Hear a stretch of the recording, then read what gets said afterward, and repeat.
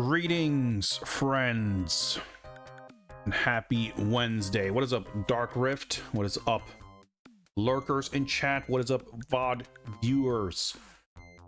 Happy Wednesday to all. I hope you're ready for more Bond gaming. I hope I'm ready for more Bond gaming. We had an interesting stream on Monday. We started Tomorrow Never Dies on Saturday, and in like what, an hour, 20 minutes or something, we got through 5 of the 10 missions. So I figured, well, we're likely finishing the rest of the game on Monday's stream, right? What's up, Mendel91? Nice to see you. And, well, we did make it to the final level, at which point I learned how the lives system works in Tomorrow Never Dies. And as it turns out, anytime you finish a level, it basically saves all of your, well, I was going to say all of your stats. Really what it does save, I mean, it saves the results. I guess technically there could be some kind of a high score thing. I don't know if you can actually look up the records though, but most importantly, it saves your amount of lives at that point in the game. So you can sort of say that you can pick any level from the mission select, but any level you pick, you will start with the highest amount of lives, or you know, whatever is on your save file, but for the sake of simplicity, let's just say the highest amount of lives you had ever gotten to that point with. So while I currently on my save file can pick any mission, if I pick the final mission, I start with 0 lives, and if I pick the next to last mission, I start with like 2 lives or something. So we basically found ourselves in a, for all intents and purposes, unwinnable situation where we did not have enough lives to tank our way through the final mission. Hey, what's up, McCall45? Yeah, the game has lives. It's interesting. It's like, I don't mind it, but it feels a little incongruous with the rest of, I mean, it feels a little, I mean, I guess it's not fair to say that it feels antiquated for 1999, but it's a little unusual. I mean, if we think of it in, you know, in FPS game terms, like Wolfenstein 3D has lives, right? But Doom got rid of it. In Doom, you basically have infinite lives, but anytime you die in a level, you restart at the beginning of the level with only the pistol. And obviously most PC FPSs at that time, you just kind of reload the latest save. Like, I'm not positive off the top of my head how it works kind of in Quake or Quake 2, but I reckon you presumably, I think the game like automatically just loads the most recent save. And I assume the game sort of auto saves between stages, but you can also just quick save, right? Like Half-Life works basically that way too, right? You can save whenever you want, but I think it'll probably auto save anytime you hit like a level, what do you call it? Like trigger basically to move to a different map. Like it doesn't exactly have levels per se, but like structurally, narratively, it doesn't quite have levels, but technically it does. So it's something like that. Yeah, it's got chapters, but the level triggers aren't the beginning and ends of chapters. It's like just whenever you hit the, whenever, you know, wherever they put a loading transition between chunks, or, you know, between maps. In any case, having limited lives, if we think, I mean, obviously, Tomorrow Never Dies is not a first-person shooter, but it's kind of a, you can think of it in my mind as sort of the cutting edge sort of that style of action game design, and I think it sort of has more in common. I mean, I guess that's probably not true, but in my mind, maybe it's just coming off of GoldenEye, but like I feel like it owes sort of more to those kinds of games than it does, I don't know, Crash Bandicoot or whatever. You know, it's some kind of 3D action platformer kind of a thing. But, you know, obviously games that had a more arcade-like structure would have lives. I think it's just, I guess, what makes it feel a little peculiar, and I think it's not a bad design, it's just a little peculiar, but the fact that you have the kind of open-ended mission select and also lives. Like, it would have made sense, I guess, if you had like a set number of lives per mission, but the fact that you have, on the one hand, the kind of GoldenEye style, each mission is completely separate, you know, inventory, anything like that, weapons, you know, loadout, nothing carries over from mission to mission. Like, each mission is its own completely a separate thing. It plays out the exact same way every time you play it, regardless of what order you would do things. And you can at any point, like, you're not even automatically sort of railroaded from one mission into the next. Anytime you finish a mission, you can save the game and you're back in the menu and you can pick mission, and you just happen to have now received access to the next one. So having that structure, but also lives that carry over between missions, is a little odd. But I mean, I can think of other games that are similar. I know that there's some, like, that just happens to be where my mind goes, but like some Jeff Minter games, like what was it called? The one that was on, I played it on Vita. It was called, like VXT or something like that. I forget the exact name. But it's one of the many Tempest likes that he's made. And I'm sure there are other games like it that work the same way, where, well, it's basically like Tomorrow Never Dies. You can pick any level, but any level you pick, you will start it, like, so basically you could pick the level that you game overed on, or maybe you can only pick the levels you've actually completed, but you can pick the level right before the one you game overed on. But presuming you had 0 lives at that time, you'll start with 0 lives. So you're incentivized to kind of go back, basically doing exactly what we're doing right now, or what we did on Monday, which is to go back to earlier levels, redo them, get a better result that will then carry over into future attempts. Of course, in that game, you're simultaneously more incentivized to start from the beginning, like as your skill level improves, because it'll allow you to get a higher score. And I think what makes it feel a little funny in Tomorrow Never Dies is that there doesn't appear to be that level of thought put into the sort of incentive structure and the motivation of doing it one way over the other. There does not appear to be a clear design kind of benefit to using lives, which, in fairness, there are many games around that time where lives were definitely very perfunctory. They were just there because that's what a video game does. So I can't fault the game for that specifically. But because it has a slightly unusual structure, it just stands out a little bit more than it might in other games. I will say this. I think if they're going to have lives as a mechanic, I think it's better that they did what they did, and imbuing them with some meaning, as opposed to doing what I thought they might do, which is to just let you continue. Or frankly, even just like being able to replay older levels to farm lives. I don't know that would have been better, like, because it would just, like, it just adds a layer of busy work, really. The way it works now, I actually have to make an effort. I actually have to apply skill and knowledge to get a better result in order to reach the ending, which I think, you know, that is in line with the idea of using lives as a limit on the player in the first place, right? So I think it makes cohesive sense. The pieces just fit together in a slightly unusual way. In any case, we finished the hotel stage last time. We redid the boss fight against Kaufman. Surely a highlight of the game. And I think we got out of the level with 6 lives.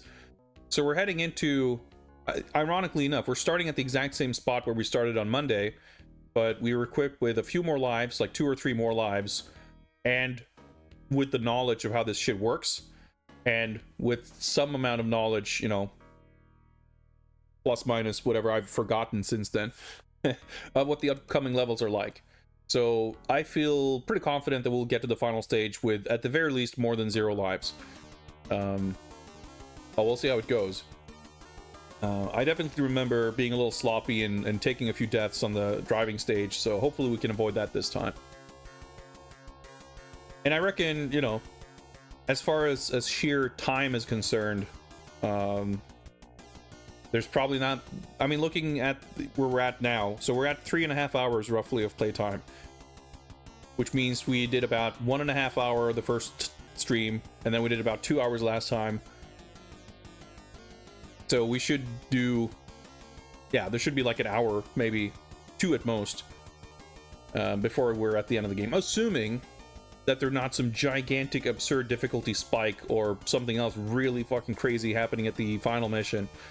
The stages have definitely escalated in difficulty in the latter half of the game, but I just hope that we can get there with enough lives to at least sort of push through and finish the game tonight.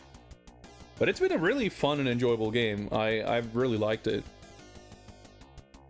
So we're gonna see if we can get through it tonight, and I figured since we probably, let's not jinx anything, but probably we'll have a bit of time at the end of this, so I figured we might as well just hit up the spreadsheet and do some bond quotient calculation for the game as we finish it, and maybe that's what we'll do moving forward. I don't know, we'll see, but if we have time to kill tonight, we might as well. So yeah, we'll hop into that shortly. I'm just trying to remember if there's anything else of import. I'm still a little bit loopy. You guys may remember, you might have seen on Discord, I finally, over the weekend, I got a new shelf for my bedroom, and I spent a good couple of hours on Monday assembling it. So I was pretty sort of gassed when I did the stream on Monday. And I will say this, my back hasn't been in extreme pain over the last day or two as I thought it probably would be, but I have been stiff as a board and really like sore all over because I haven't been exercising regularly for the past few months. And yeah, doing furniture assembly when you're, you know, out of shape and not exercising, it'll leave its mark. So I can sort of barely move now, and as a result, I didn't sleep super great the last few nights. And in fact, yesterday, for completely unrelated reasons, I ended up not getting a great night's sleep, or at least I went to bed later than I should have, because right as I was going to bed, I saw the breaking news from Mattel that they're releasing a line of TMNT He-Man figures. There's a new line, or sort of a sub-line, in the Master of the Universe Origins line, called the Turtles of Grayskull, I think. And it's basically like a crossover mashup thing with Ninja Turtles and Master of the Universe. And they released the photos of the first like wave, and some of those figures look really sick. And yeah, so I ended up getting into a heated conversation with some friends on Discord about toys for like an hour instead of sleeping. So last few days I've been yeah, not super well rested and like physically slightly, you know, in discomfort. So I'll say what I say on Monday, and you know, this might be a slightly low-key, and if opportunity presents itself, shorter stream than usual, but we'll see how it goes. We'll try our hardest to actually finish Tomorrow Never Dies at least. What's up, Lelouchero? Welcome.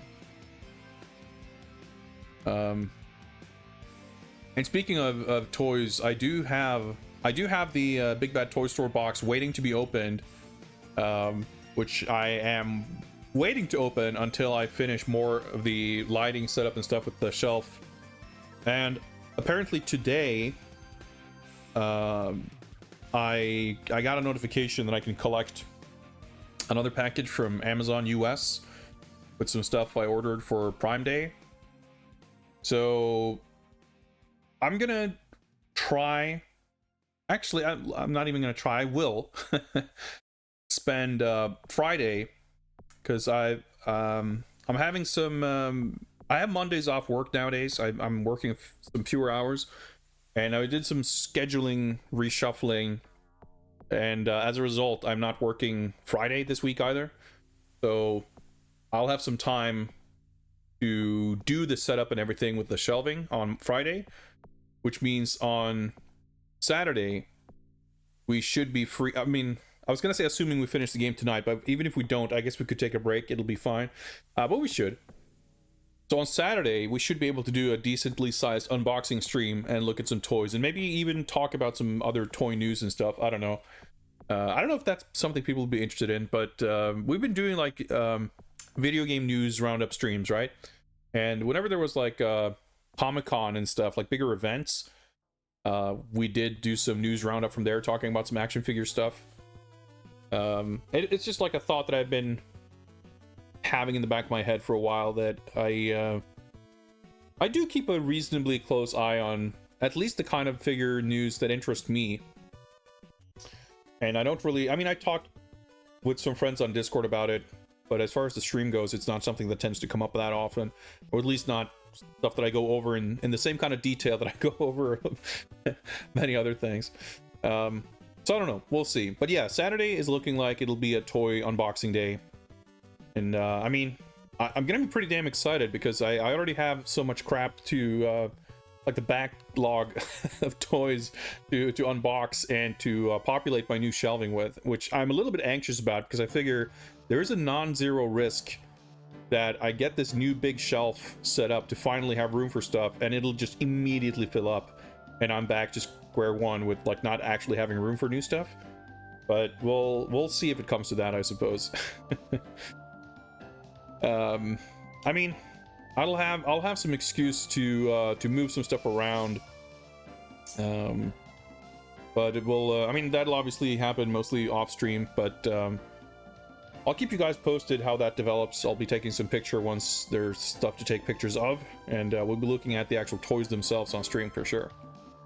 But before that, we have some Bond gaming to do, so let's get to it, shall we?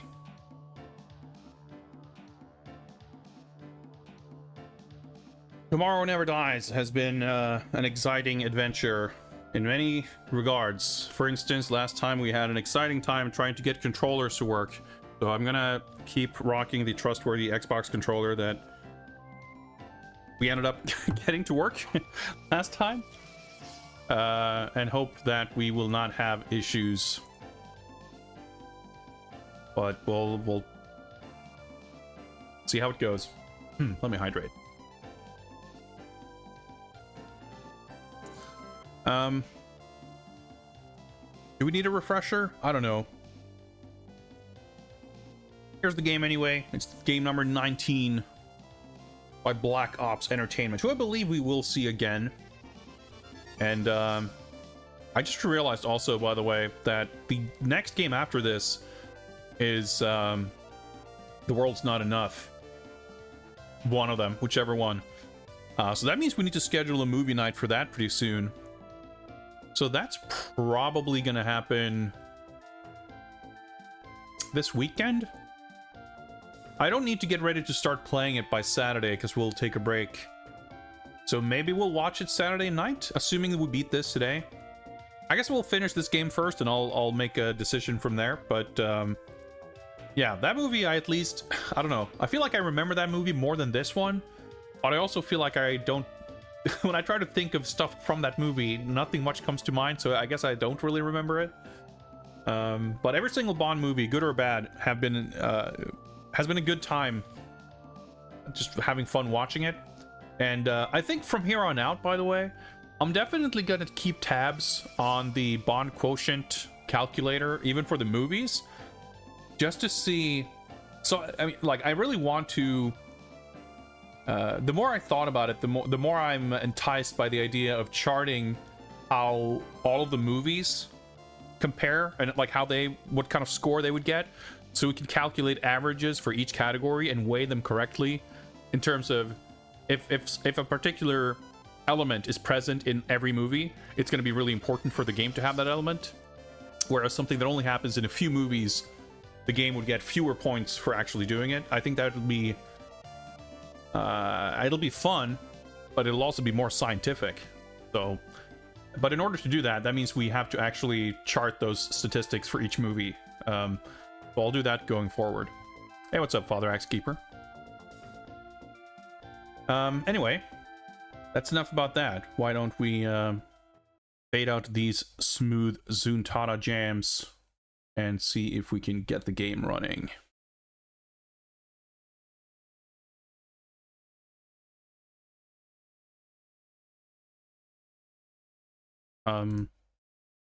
Oh yeah, I probably have it muted. There we go.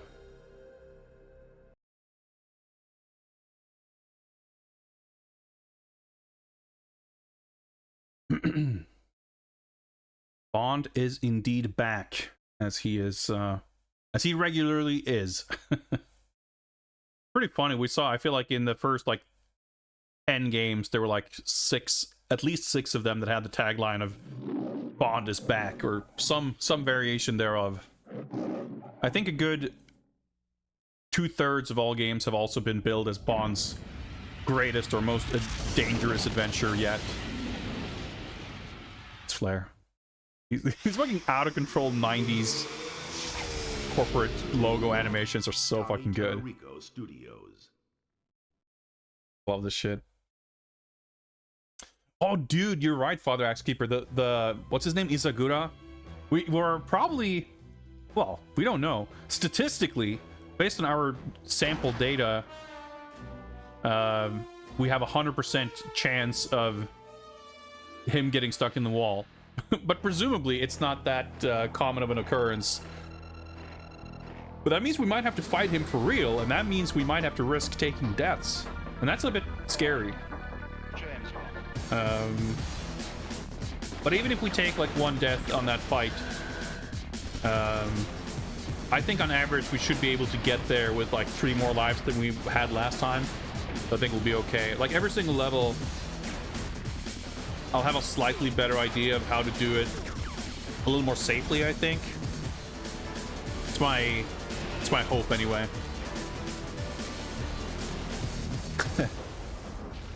Call 45 with the Navy SEALs trauma. I want to see that movie. I watched that film once, like 20 years ago. The only thing I remember is like they're driving in a Jeep. They're like on the way to someone's wedding or something, and someone jumps out the back of the Jeep off of a bridge into a lake or something. It's like legitimately the only thing I remember from that film. But I mean, it's got Michael Biehn in it, so it can't be all that bad. What is up, Ritsujin? It's Tomorrow Never Dies, the one with the Koreans. Tomorrow Never Dies is the one with the media mogul who wants to increase his stonks by starting a war between the UK and China. So I'm not sure which one you're referring to. Presumably one that I haven't watched in a long time. Yeah, Die Another Day, I don't know that I've actually ever seen. Yeah, Terry Hatcher is in... Well, her character is in this game. Bond is the only character who's got like a photographic texture likeness. Everyone else is like drawn. Like Michelle Yeoh's character kind of looks like her. Some of the others not so much. But her character is in this and apparently survives. It's pretty mysterious because in the film she gets killed, and the scene in which we don't see her get killed. She's killed off screen, but Bond finds her dead body, right? That scene is in the game, but instead of it being her dead body, she's just hanging out in the hotel suite bedroom, and after defeating the boss, we're just like, all right, come along, and then you escort her to the car and you drive away. And then we don't see her for the rest of the game, unless she shows up in the ending. I don't know. But they like rewrote the plot so that he rescues her for no apparent reason or payoff. And then after that, the plot immediately diverges from the film, where Bond goes on a bunch of unrelated missions, which is a bit peculiar. All the Bond movies with the name, the word "die" in the title blend together. I think for me, I guess the movies that have come out in my lifetime that I've been like aware of, which I guess basically means GoldenEye forward. Like, I think I have a pretty good. I don't have too much trouble separating those. I didn't watch every single one of them, but I remember enough about like the marketing campaigns and the movie posters and seeing clips and stuff to have a pretty good grasp of like which is which and who's in them. But with the Sean Connery and Roger Moore stuff, like it's a lot hazier. Even though I've seen more of those, maybe. I mean, on average, I've seen like most Bond. On average, in total, I've seen most Bond films. I don't know where I have the most gaps actually, but I haven't seen Spectre because everyone said it was terrible. But I think that's the only Daniel Craig one I haven't seen. I saw Quantum of Solace in theaters, and I have not seen it since then, and I don't remember anything about it. Although I think my impression, maybe that's just my personal bias, but my impression of Quantum of Solace is that it is a pretty forgettable movie. I don't think it was very well received. Not like people didn't shit on it like Spectre, but it was kind of received with a shrug.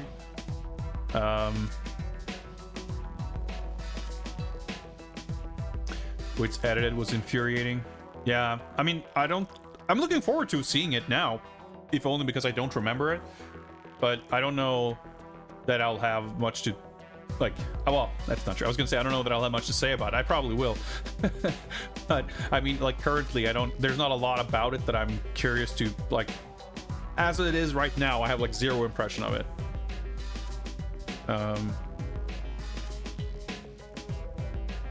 Been thinking it'd be worse until we watch Spectre. Like, I guess my impression is that Quantum of Solace is mostly kind of boring. Like, there's not much to it, and it might have a lot of editing problems, as you say, McCaw. Like, it seems like the kind of movie that might have been shot without much of a script, like, and have issues like that. Whereas I think Spectre is more, what's the word? It's like actively stupid. Like there's more creative choices made in that film that are just terrible. Like that's kind of the impression I get. But it'll be fun. Like the thing is, from this point onward, even though there weren't big console games for every single movie, they're represented in stuff one way or the other. So we're gonna be watching most of them. Well, not every single one, because obviously we're not gonna get stuff past Skyfall, because those films like Spectre and No Time to Die came out after the like 007 Legends. Quantum Solace was made during a writer's strike. Yeah, that sounds about right. I probably had some vague notion of that. I liked No Time to Die. There was a lot about it that I really liked, and there were some parts that I really didn't kind of understand. Like it's I don't know, but it'll be fun to rewatch. Like Skyfall I've seen a couple of times, and like that to me is just an eminently like watchable movie. It's very entertaining. It's just like well paced and sort of exciting throughout, but it's, you know, even that one is a little silly, like, and not in a funny, you know, good time Bond way, but like some of the, you know, the villain plot gets a little up its own ass in some ways, which, you know, I reckon you ought to have some tolerance for that if you're going to try to enjoy a Bond film. But I liked it a lot. No Time to Die, I think, had parts of it that I thought were great, and parts of it that I guess I didn't care for that much. But I think it was like broadly a very well-made movie. But same thing that, like, I think Skyfall really is the only. I've probably rewatched Casino Royale like once, twice, maybe after it came out.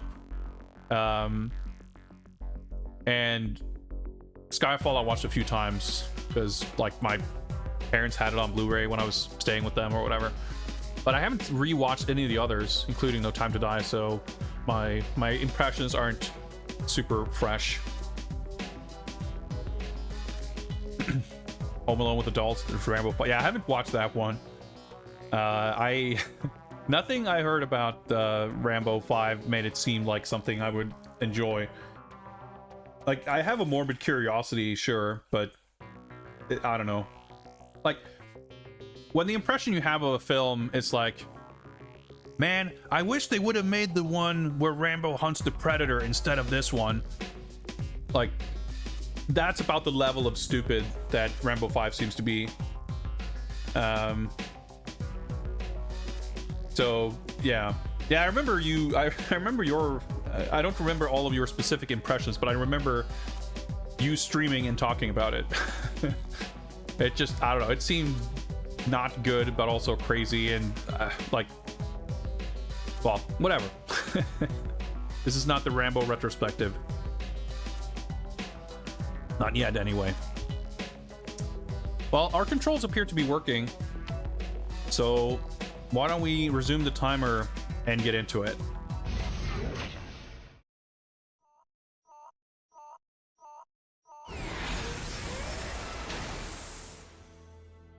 I mean, I'd love to. There's a lot of Rambo games. It would make for a good retrospective. A techno-terrorist now working for Elliot Carver. It's located in the foothills of the Swiss Alps. But I think a lot of the games are probably pretty difficult and like not just challenging, but also kind of hard to play. And I don't know. Yeah, there's like all these Japanese games. Anything that's like heavily focused on Japanese PC stuff is always just a little bit intimidating to me for all the, like, both the technical reasons in terms of literally getting stuff to run, but also like my unfamiliarity with it in terms of, like, it's one thing for me to play, oh, I don't know the Bond games, but it's still like Western developed PS1 games and shit. Like, I have a basic literacy in what to expect in terms of controls and how it works, whereas Japanese PC games is a completely different ballpark of like trying to figure out you know, inputs and functionality and loading and disks and, like, you know, all that shit. All right, so we got 6 lives. We have our infrared sniper scope, which at first glance doesn't help you much, but you'll be able to see there that enemies are bright red. Now the question is, like, what's a good route to take? I vaguely recall, yeah, I was gonna say there being a vest here. We definitely do want to make sure to snipe dudes before they see you. So we lost 70% or 30% rather of our armor immediately. Pretty bad. But luckily the section here where we actually fight dudes is quite short, and the health situation isn't gonna cause any problems once we get to the car.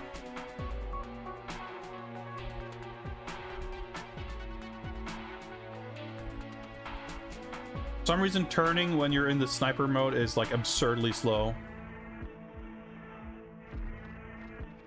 Yeah, the trees are a little bit problematic too. Sorry, I just saw a guy to the left there, but I don't know if he's the closest.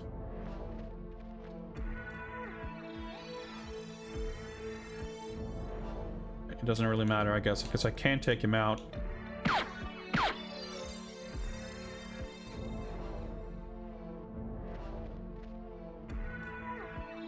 That means,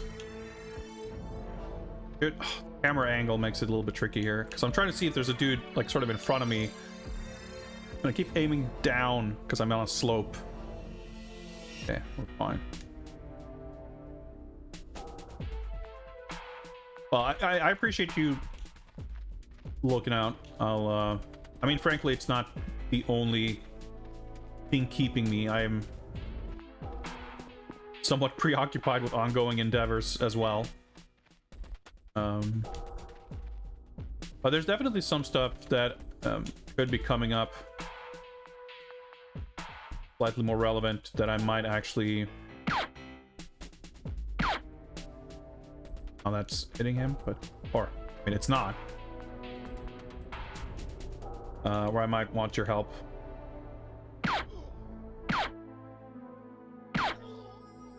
Yeah, the reticle is like really weird.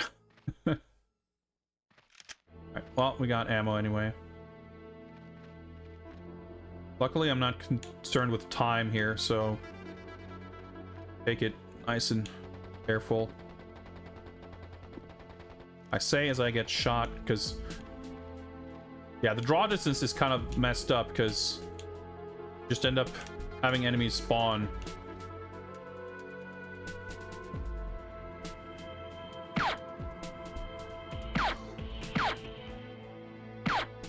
No, not the zigzag. There we go.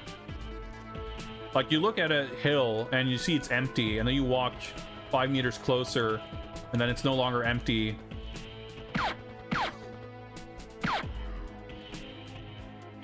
And someone's like already shooting at you. I don't think the ammo really makes any difference, but of course getting stuck.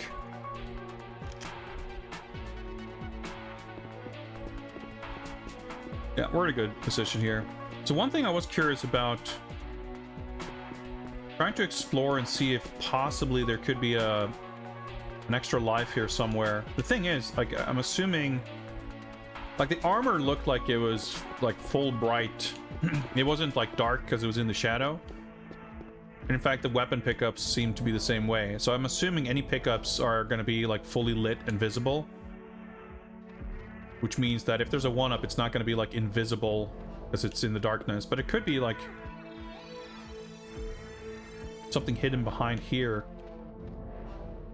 I'm not sure if we... Obviously, we're supposed to get the car. Yeah, we can actually just walk up here.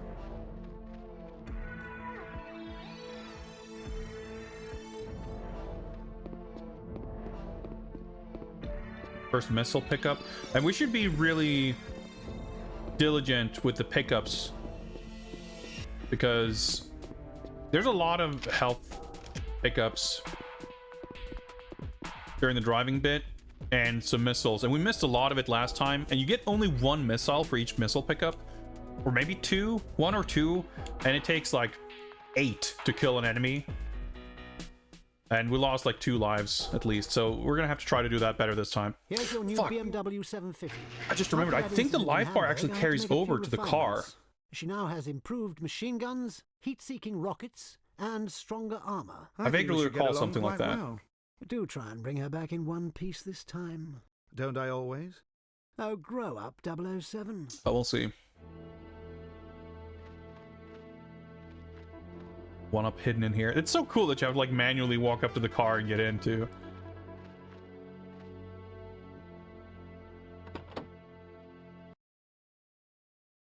And the load time that always scares me.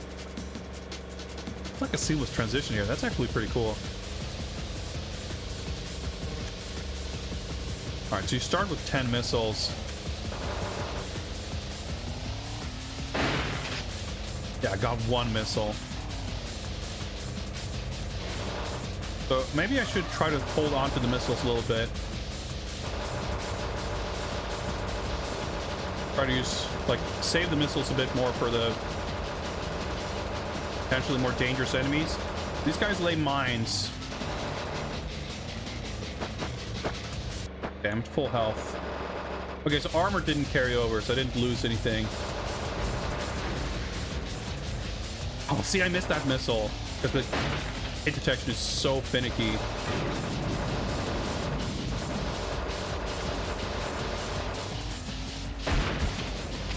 Nice. Yeah, basically it's a little counterintuitive, but you want to kind of go a little bit slow. Shoot him from a little bit of an angle. Got hit by the mine.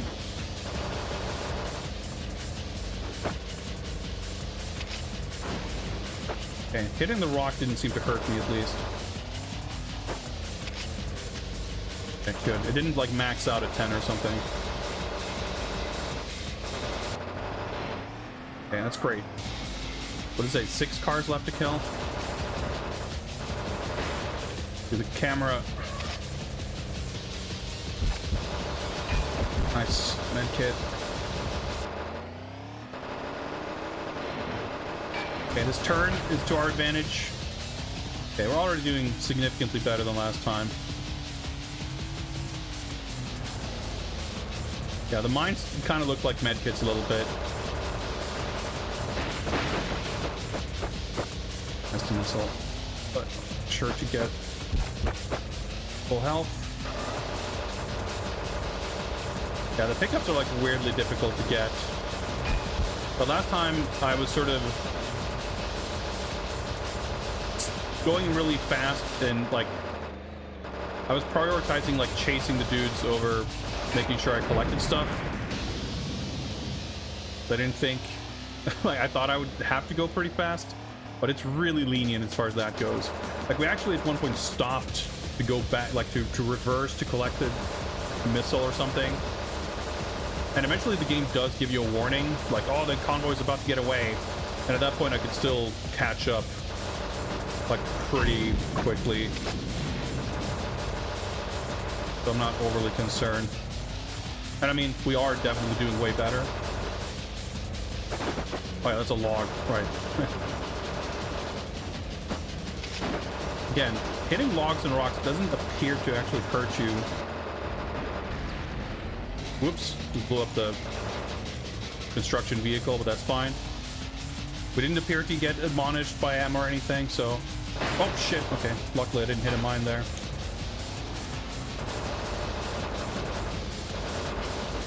Focus on getting the health. Okay, I took one more damage there, but that's okay. We're still doing okay. I don't know if there's gonna be like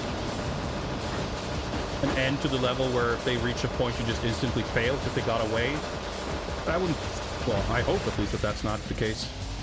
2 cars left. So there's one like normal car. Oh shit, there was a missile there. I didn't see it. And then there's like the boss car. I guess we just have the missiles left. I mean, these guys haven't been that bad. There's a 1-up. Excellent. Okay. So that guy will actually like shoot missiles at us, but we have a lot of missiles. Okay, that went a lot better. Yeah, we have to kill 7 cars. Seven sentient self-driving cars had to be murdered. But luckily, Bond... I mean, if you think about it, Bond does have a license to kill, right? He doesn't have a license to destroy, necessarily. So, sense to me. Okay, we got 007 lives that went above expectations, for sure.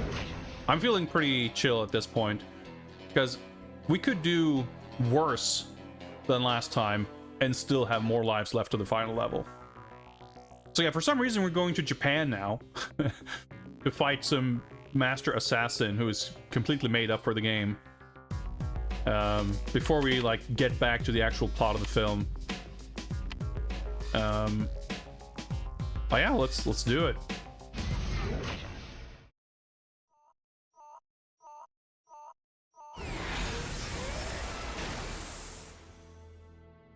A $3 million transaction was made between Carver and chemical expert Satoshi Isagura just 2 days before a recent nerve gas attack in Yokohama. We believe Carver paid Isagura to create this disaster, since tomorrow was, yet again, first to report the story. Your mission is to eliminate Satoshi Isagura. He employs a large entourage of loyal henchmen, so remain stealthy as long as you can. Game exclusive content like the jungles and PC Engine Die Hard. Yeah, the fucking lush forests that John McClane has to trudge through before he can get stuck in a basement maze for 45 hours. I mean, the game's pretty sick though, at least until you get to that part. Like, the funny thing is, obviously this game came out way after the movie. They could have incorporated stuff like in a lot of different ways, but it's also kind of it appears to have a little bit of a troubled development and everything, so it probably came together relatively quickly, like the stuff that actually shipped.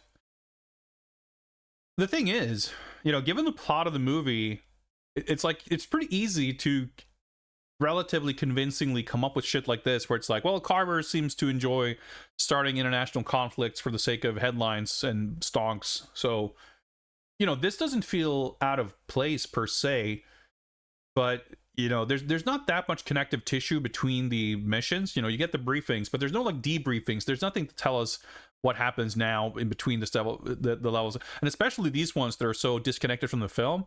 It ends up being a little weird that it feels like you're kind of taking a break from the movie, because it has been following it quite closely up until this point.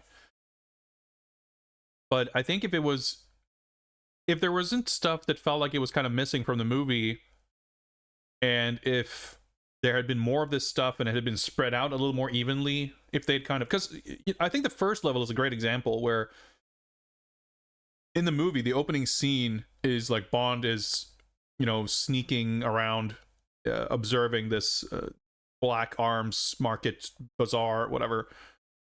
And in the game, that is the second level. And the first level of the game is kind of how Bond got to that point.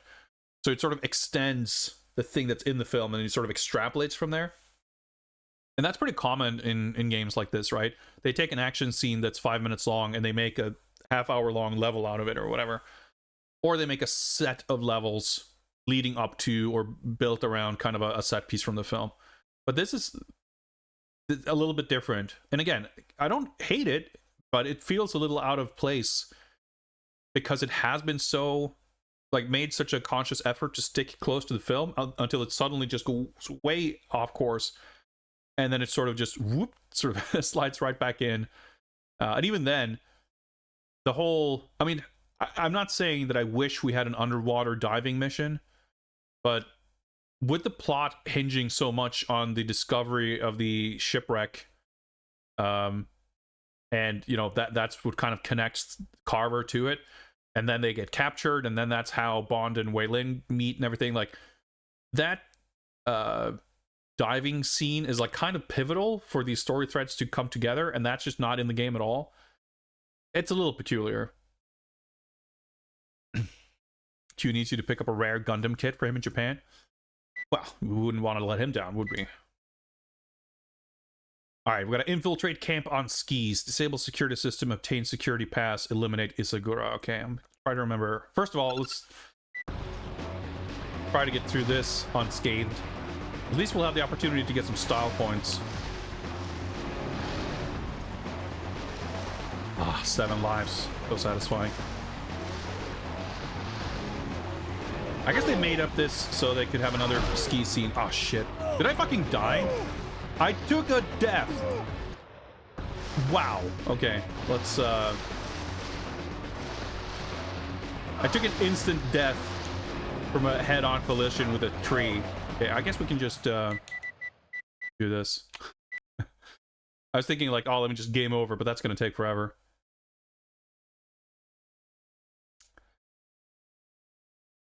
Wow, that's actually never happened before. I know you can take damage from hitting trees, but I guess I hadn't realized that you could just die instantly. World's Not Enough on PS1 keeps you closer to the movie. Yeah, I'm really excited about those games, especially because we get 2 games, well, technically 3 with the Game Boy one, but the N64 and PS1 games are different from different developers. So, for the first time, basically since A View to a Kill, we get to see 2 different takes on the same movie. Do we get... Yeah, we do get proper ski controls here, okay. So push left and right. Yeah, because I remember this being a little bit vaguely described in the manual. Okay, yeah. So I wasn't sure about the hard turn, if they were separate or if it was just like a hard turn modifier. But yeah, I guess it's separate, L2 and R2 for turning. And we have push left and right and ski pull. So I'm using the ski pull attacks. But I haven't been quite clear on... Yeah, because that's the push. Yeah, holding L2 and R2 does nothing by itself. So you still have to actually turn also. Okay, but it does... Okay, I'm understanding how that works now. Trying to figure out the push. Oh my god, I'm getting... They're pushing me around! Oh! They pushed me into the tree and I almost died. Okay. Like, we're gonna take stray hits here and there. But there's a med kit. It's like, yeah, it's like the driving stages. You don't have a medkit as an inventory item for these stages. It just heals you when you bump into it. And we're back to full health. And some guys are dying off screen. Okay, good. Okay, so that hurt me actually. I guess no. I'm not clear on what exactly is hurting you, whether it's like their ski pole or if I hit some kind of invisible wall or...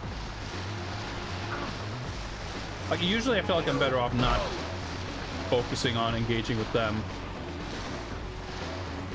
Okay, I'm not gonna... Never mind. Oh, I still took fucking damage. Like, impossible to maintain full health. It looks so silly. There's like no real effect. There's no like violent crashes or anything. Just everyone's like and just like wobbling around a little bit as they get poked with a ski pole. All right, yeah, it snapped to the ground. All right, cool. Just slide in from off screen there. Oh, it's a little nauseating. Well, at least he slowed me down so I didn't crash into the tree. Like, actually aiming and hitting anything with your ski poles is tall order. Sick, full health. I crashed and I took damage. I didn't press anything to do that trick, though. Or maybe it's because I was touching the up on D-pad. I don't know. But we made it. Alright, disable security system. So I get to snipe dudes here as well, I believe. Yes.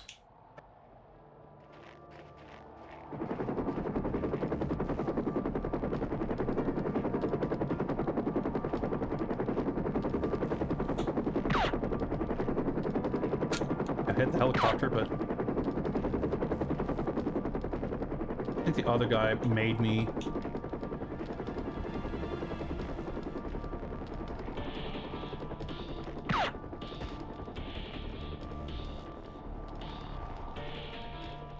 I blew up those crates and it triggered like an alarm, but you can't just go through this building. Well, he probably discovered me. Nope, I guess not. I guess yes. Like, you don't actually hit where the reticle is. It's...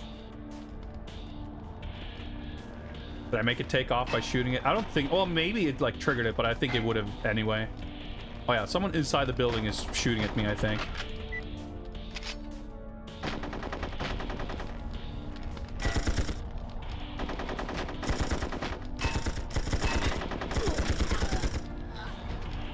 Yeah, you can, like, lock onto dudes through walls and doors sometimes. Oh, yeah, you gotta kick down the door. I forgot.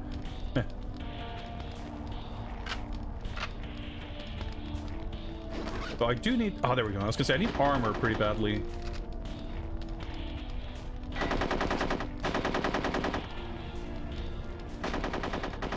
Oh, they're coming around. Oh. Okay, the auto lock-on button is a bit troublesome.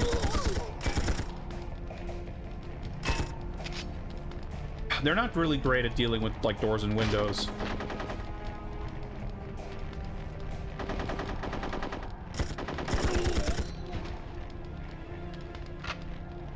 It's a little messed up that the... Well, like, it looks weird because the snow is always, like, fully bright.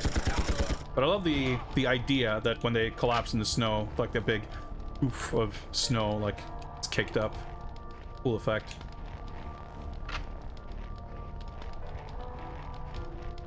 Alright, well, we didn't take any real damage. I mean, obviously we got hit and lost some armor, but...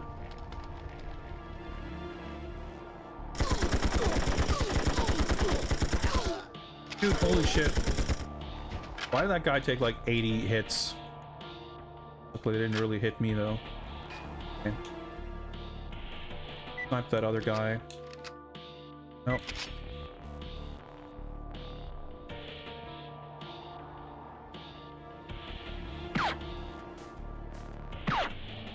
I think I'm too far away. Clearly, I'm... See? I was like... the bullet went right through him because I was too far away. and I walked like 5 steps closer, and he just saw me and started shooting. It's like that's a little bit messed up. I don't. Well, yeah, no, I might have gotten hit actually.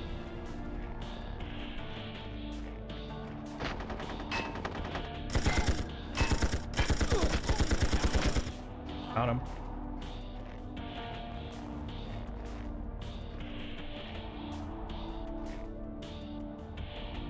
Missed the door, I guess. Yeah.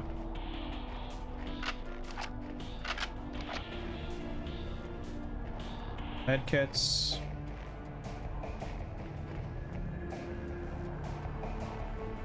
Okay. Security system disabled. Okay, nice.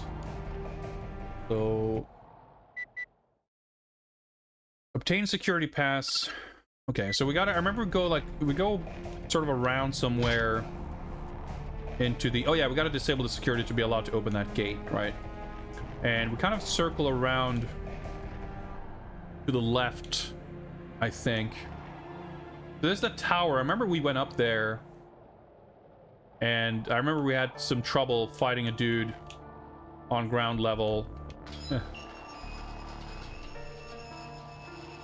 As a result.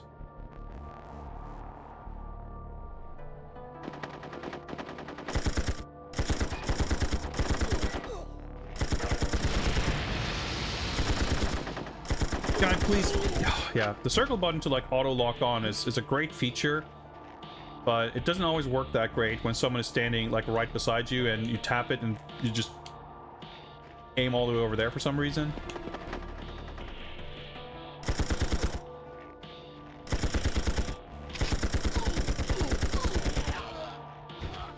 Hit him at least.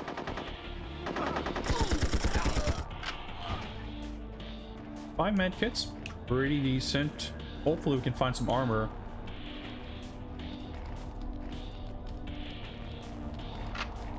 Basically the lock-on is like unreliable when you don't have a direct line of sight.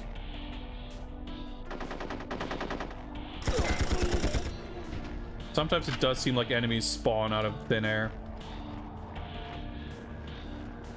If I explore here, yeah, I guess we'll go inside the other bunker looking building.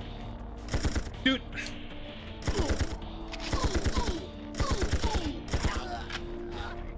Yeah, hold a lock on. Maybe the pass is up there. Maybe that's, I mean, it seems pretty conspicuous. I don't remember. And yeah, the other thing is the auto lock-on stuff doesn't really take like verticality into account, which is part of why it's so unreliable. Okay, we're basically heading into the boss fight. I would have sure liked to get some armor. Get any other weapons or anything? We do have this, the clock, but I think this is going to be our best bet.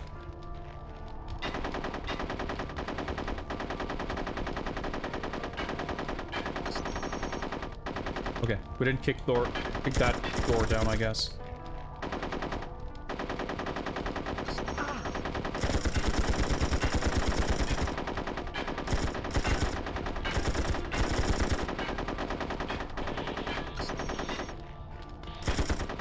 Turn around, please.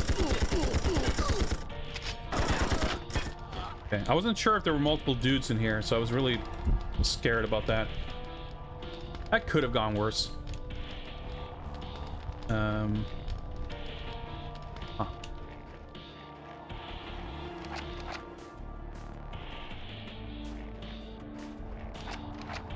Boss room. Was there something with this conspicuous bookcase, panel, service, whatever thing? Guess not. Like, what even is this? I guess maybe it's like shelves of like rolls of film or something. I don't know. Like, you know those metal like cylindrical canisters that are like stacked or something? I don't know. Okay, no medkits, no armor rather, but 8 medkits. We have the fingerprint scanner. We haven't used it. Maybe we use it to leave the level or something. I don't remember. Oh, actually, we might use it here. Yeah, of course.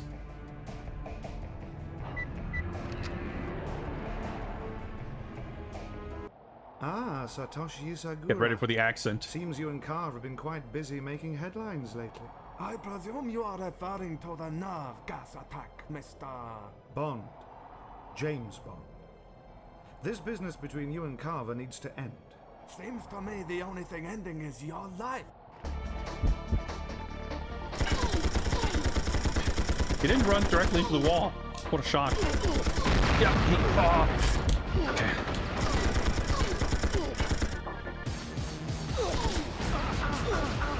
Dude.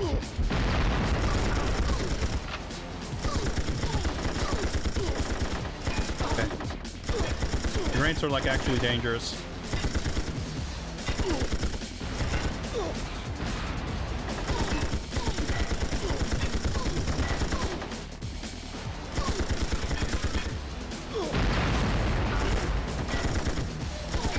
That worked out pretty well.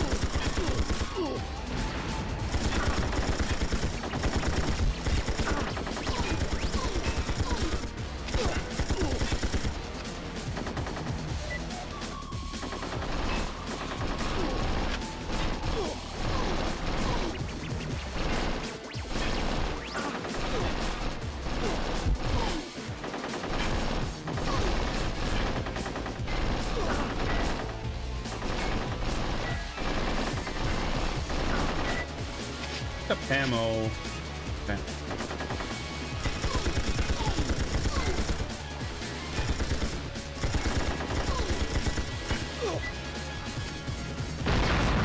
Oh fuck, I'm dead.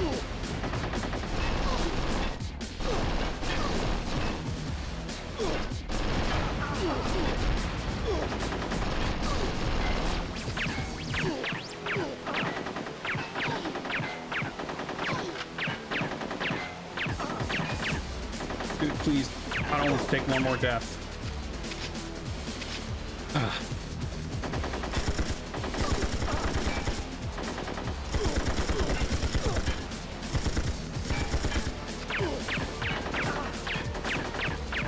Probably going to.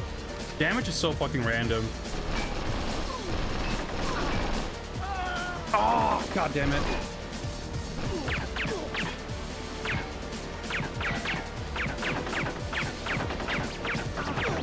At this point, I just mashed. Oh! Man, that sucks. Still, 5 lives going into this next level. It's definitely better than before. And there's one... We found a 1-up in the streets level. The Wayland level. Yeah, I wish he got stuck in the wall. At least we got through it a lot faster this time. But... I don't know. I guess it's so unclear. Like enemies, or at least bosses, I guess have iframes after they get hit. So like you sustained automatic fire doesn't like just drain their health. They still like take damage every like in sort of slower intervals.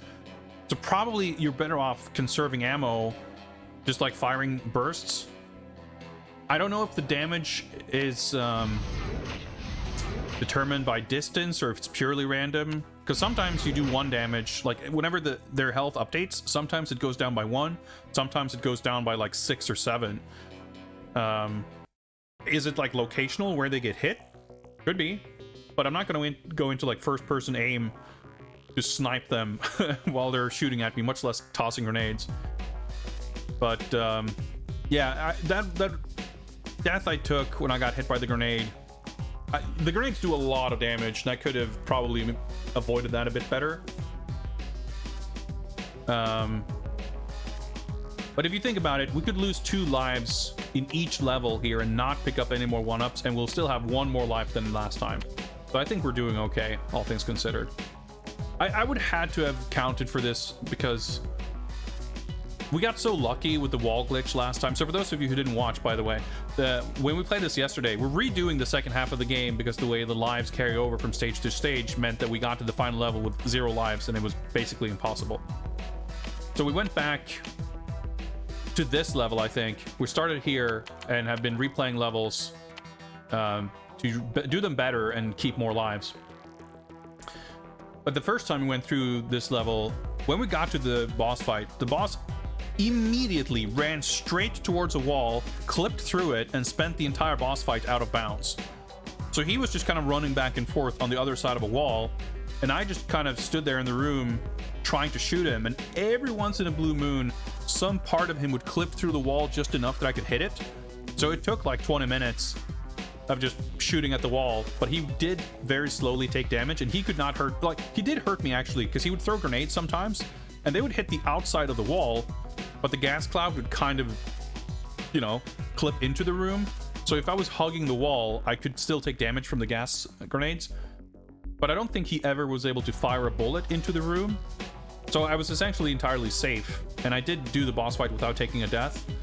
But I had like 3 lives when I got to the level, possibly even 2. So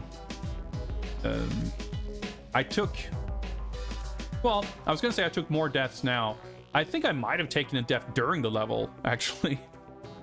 But in any case, the boss fights can be pretty rough like that, especially if you don't have armor. Trying to actually dodge their gunfire is easier said than done. So I think we can be reasonably happy with that. We know for a fact that if we need to go back for, like, if we somehow make it to the final level and we have too few lives, I still think we could go back. I mean, we're only going to get there with too few lives if we end up dying a bunch of times in these 2 levels. And if we do, I still won't have to redo this, most likely. I mean, this level has 2 boss fights, basically. So that could go pretty poorly if we're unlucky. But it went okay last time, so hopefully we'll be okay. Well, let's move on. Yeah, so in the movie, like I said, in between the hotel and the Saigon section, they find the shipwreck outside of Vietnam. So they're there, you know, doing some deep sea diving. Bond goes there and Wei Lin shows up in the wreck, and they both get captured by Carver and brought to the tower. But that's not quite how we're introduced to this level in the game. Let's listen to the briefing.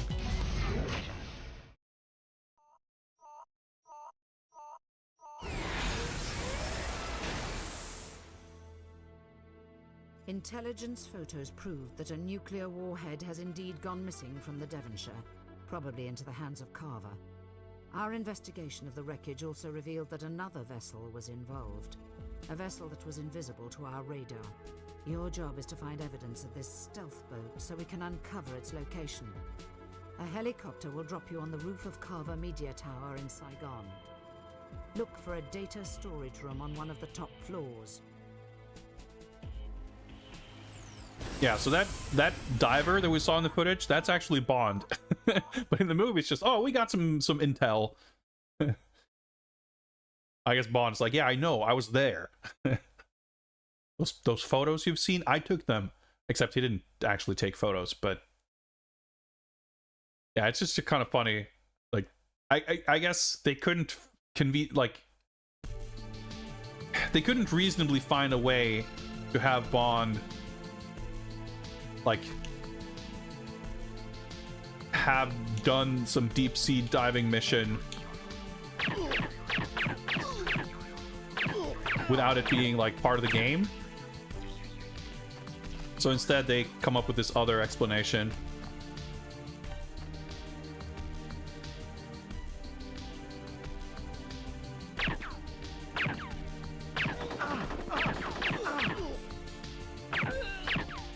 Reload. Yeah, this level is a little bit rough. Probably could have used that right there, but whatever. Yeah, the draw distance can make this a little rough, and we got a little bit of verticality to make it trickier as well. Yeah, it's funny too that they gave him this shirt. Armor, okay.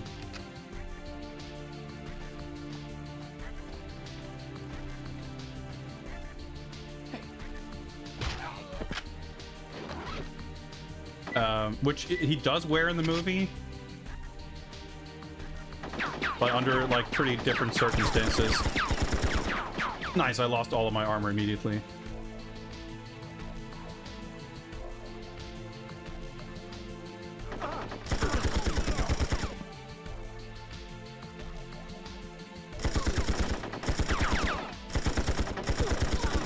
first-person aiming.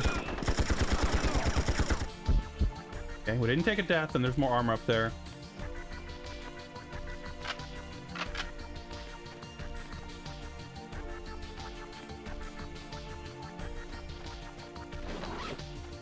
Heavy armor this time. Well, the outfit, again, is like... It's from the movie. I didn't realize they actually have to reload. It's interesting. But it's very funny when they kind of... They frame this mission as, like, Bond is being sent in on this covert mission. I need the key to open this, right? Yeah. So he's wearing his, like, finest summer vacation linen shirt. Nice, that actually worked out. I pressed the wrong button. I didn't mean to first-person aim there, but luckily I happened to zero in exactly on his head, so...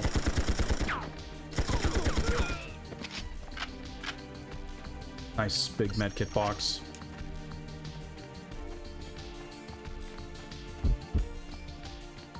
Health system is a little mysterious. I guess it's simply that there's finer granularity to the damage values than individual chunks of the life bar. Because sometimes, like there, you get 2 pips, and sometimes you get 1. Elevator panel unlocked. Oh yeah, go... Oh, that's right. When we get to the elevator, we'll go down 1 floor, and then we have to, like, find another key card or security pass or something to be allowed to take the same elevator down 1 more floor.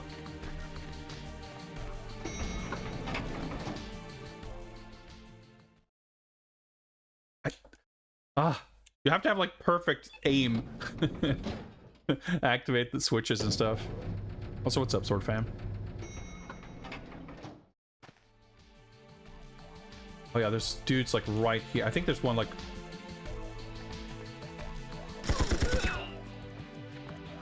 I remember being, like... attacked by someone, basically.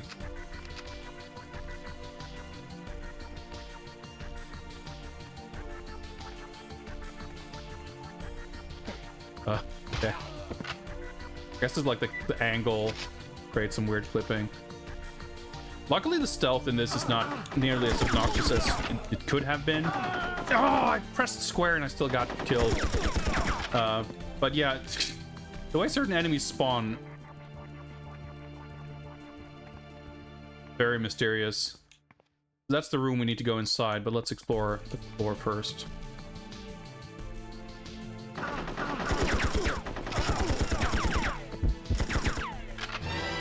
Thought there might be a one up here.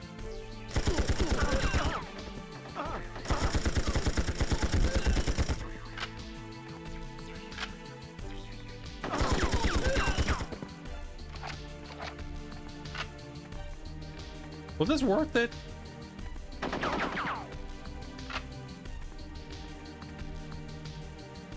Like we maybe lost more than was gained here.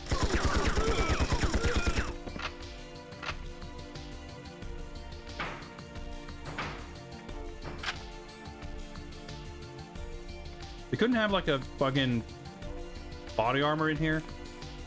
Like the armor is the complete like game changer because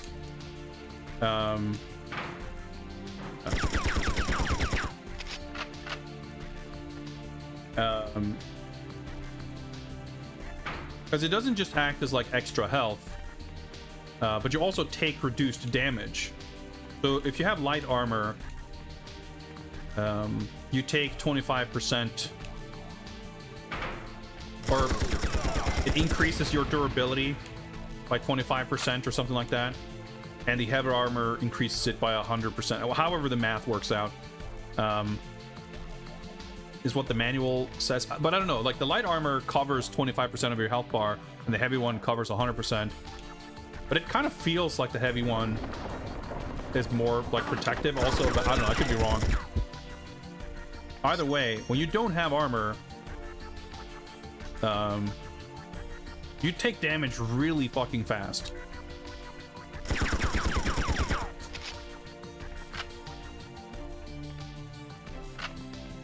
Well, we don't, like, we're not gonna have that much use for all this ammo, but... Well, like I said... Oh yeah, dude, I forgot this part. This is sick. Let's heal up first. That's right. The ammo's definitely not gonna matter. Because of reasons that will soon become clear.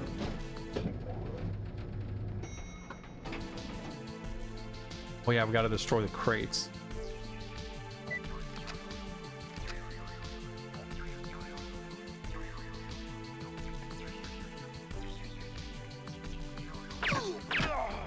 Okay, sure, that works. You can get the cool stealth kill animation, but pretty sure it'll still count as a stealth kill. Also, dude, the way dudes just spawn 2 feet next to you in the same room, like it's the miracle that he happened to spawn facing the other way. It's locked. This is so cool. Little twist to make it kind of more like the movie.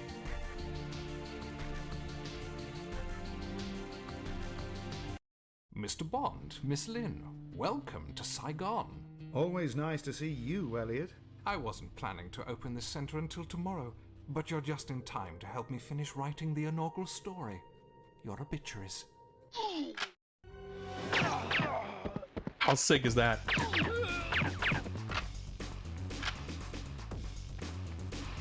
It's so, like, when you see the gun flashing on the table, you're instantly concerned with, like, oh my god, I'm gonna have to walk up, pick it up, select it, slowly face this way and shoot this guy. But no, cutscene Bond fucking just deals with it. And you have the gun equipped and you can take out the other dude relatively simply. It's so cool. And then we gotta destroy weapon crates, retrieve the data disk, and then escape.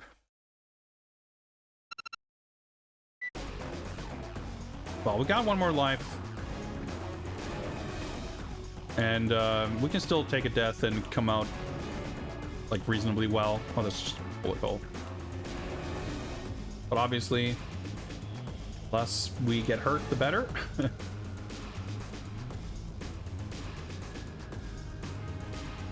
Alright, that's a thing.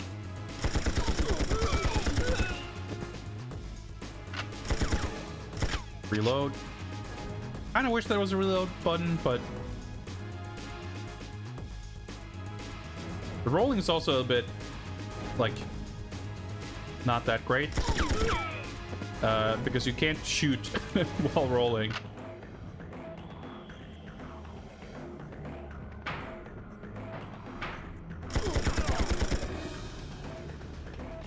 Oh. Nice. Okay. So let's not waste ammo. You have infinite ammo for the PK-7.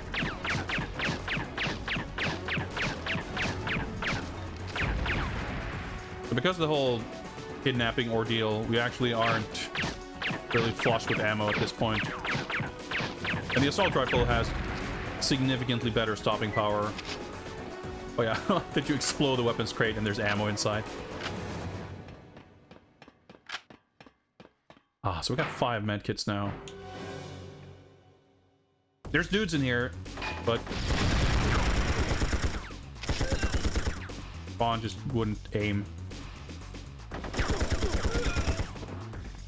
It's funny, like, sometimes these guys are just completely hapless, but then other times they snipe you from a million miles away.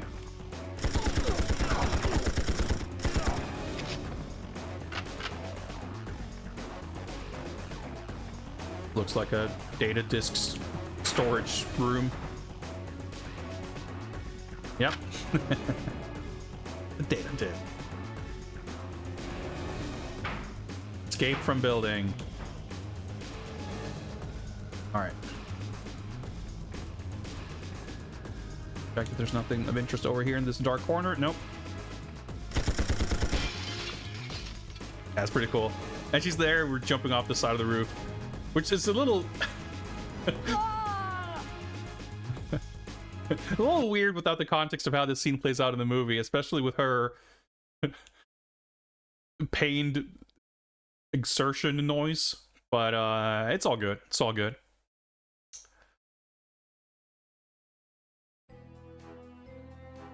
All right, 5 lives, 0 style points, but we take that. Okay, I don't think we will take 5 deaths in this next level, or 6 if we get the 1-up, so I think we'll be okay. But yeah, I'm trying to think. I believe the question came up last time whether there is a 1-up in every level, and I think there probably is, because I know that there's one on this stage.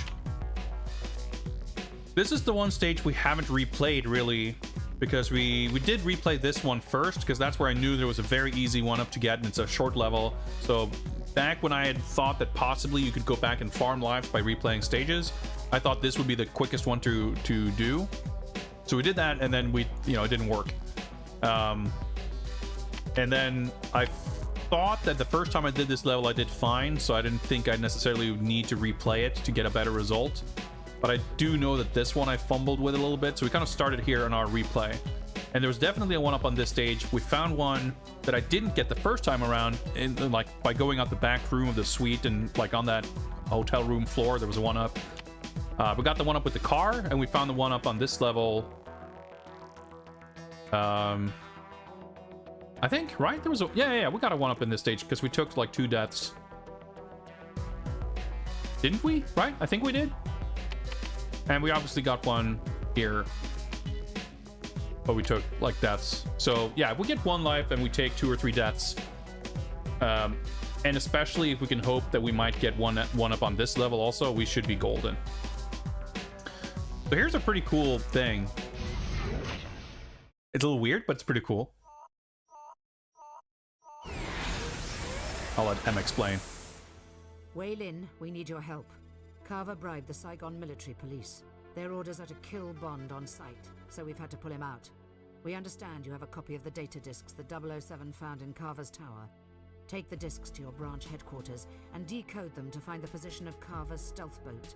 The military has set up roadblocks with armored 20mm chain guns. They may be looking for you as well. Proceed with caution until you can acquire heavier weapons. Bond getting special treatment. Like, oh, so they want to kill him. Oh, well, then he can't be around. They might also want to kill you, but, you know, you can just stick around. Just be careful. You'll be fine. But yeah, so instead of an exhilarating chase sequence, which is like the highlight of the film, where the two of them drive a motorcycle while handcuffed together, Bond just goes home. And Wei Lin gets to do it instead, and we get to play as her. So that's pretty cool. Alright, so first we gotta acquire the rocket launcher. So I don't really remember. Basically, if we come across that giant chain gun turret, we're someplace we shouldn't be.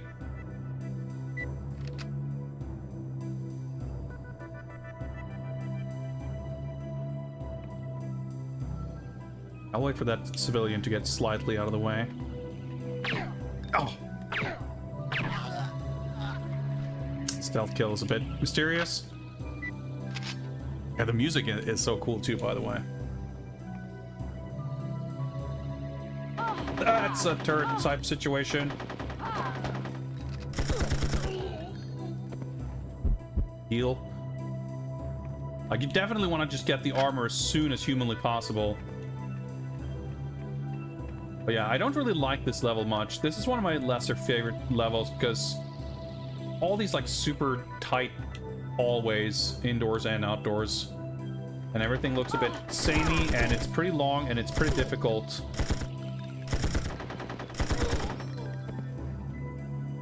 Alright, I can't really go up there because I get shot by the turret.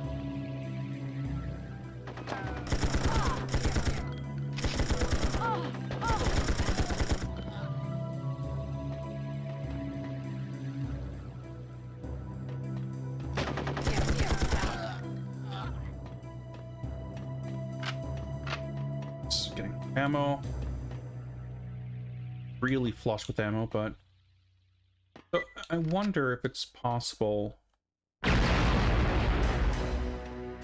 Alright, the trademark explosive wooden crates. We did have that one, you know, ammo crate in the previous level that actually had an item in it. Just kind of wondering, like, could it be that it's worth destroying the stuff in case there's like a pickup of some sort inside?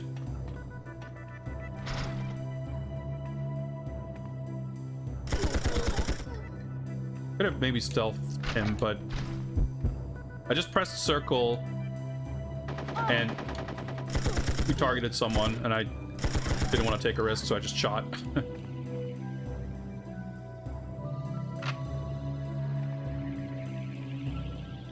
Yeah, stuff like this is terrifying because there's a turret up there. Like, I won't... Okay, yeah, there's a turret. It's hard to spot it before you're in range. I also have these, like... I mean, it makes sense that there would be a lamp above a door. But in video game language, that means that door is important. And it's in fact not. But there is, like, one door like that in the level where you can actually go inside. Because there's, like, a secret one-up room. It's one of these doors. So I forget, I think I go up the stairs. Yeah, because, yep, there's the...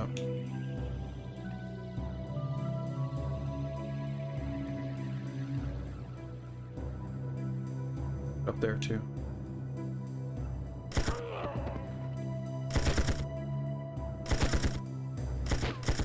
don't think I can hit him. But he doesn't appear to be... Well, he might be aware of me, but he's not shooting me, at least. Luckily, these civilians are pretty chill about the whole thing. Armor right there. Yeah, there's like a bunch of armors here. But I don't... Like... The third one, I think. But I don't think there's much point to saving it. Or... I'll save that, obviously. A fourth one, even.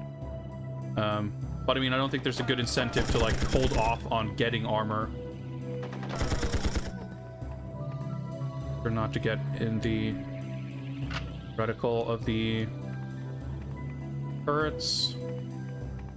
I think the one up door might be close to this part.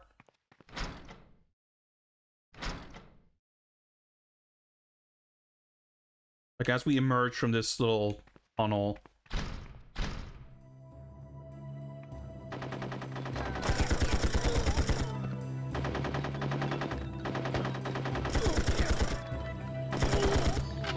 Pretty stupid. Right, so... Oh my god! He like walked out of my... I was just about to say, well, now I want to go back and get that armor so I can stay alive. Well, I still do. Yeah, this level's pretty harsh. But I'm still, like, the progressing through it is going a lot more smoothly now. Pick up the other one. I will come back later, but the armor's, you know, gonna be used when it's gonna be used. It doesn't really affect... I'll be shot at either way, you know? So I don't think anything's wasted. But yeah, the dude's like spawning in the hallway. It's just, I don't know. The spawning enemies are for sure, like, one part of the game that I don't really like because it's so, like, confusing and illogical. Nice, got a medkit box. And like it catches you off guard and it's just... But yeah, so I think maybe we go up this little slope and then the left is like the actual path forward. But to the right, I think we get the little secret room.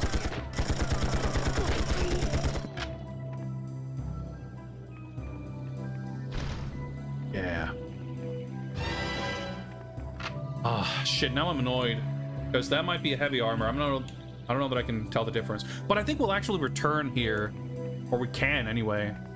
So I'm gonna hold off. Because if that gives me 100% armor, I'm better off taking 2 or 3 hits of this armor before I collect that one.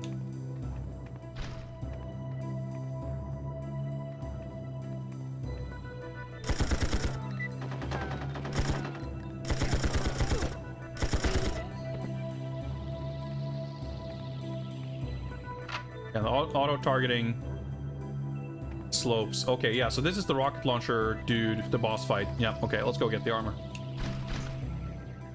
I'm sorry. I was holding up and she just made a 90-degree turn.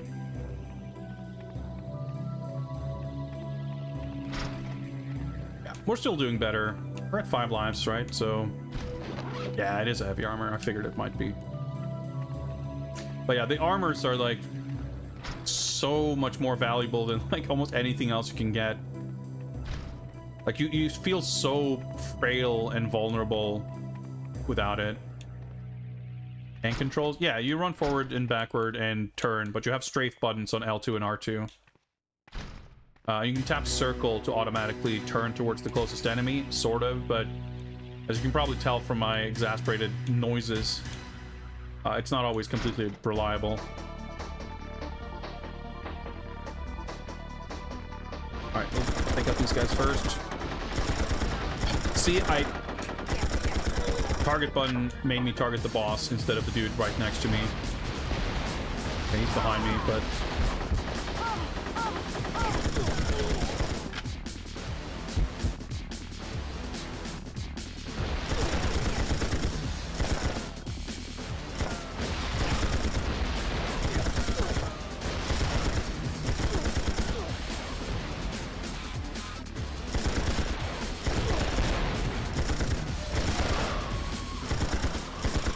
Oh yeah, the fucking Prodigy boss music, pretty good. Alright, close to the wall there was pretty bad.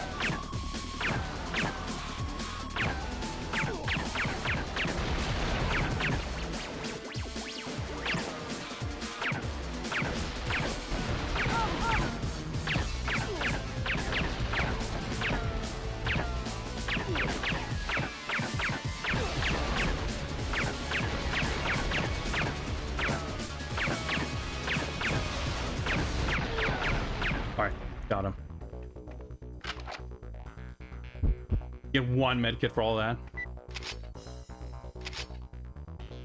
So we will get more rockets, but oh yeah, we go down the other door now.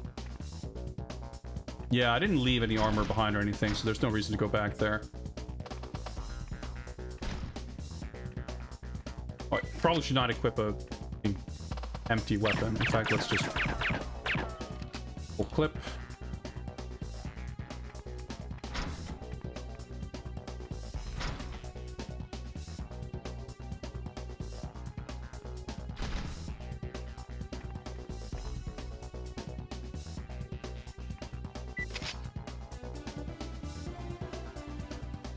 Oh my god, okay, I didn't realize shooting it was fucking super slow.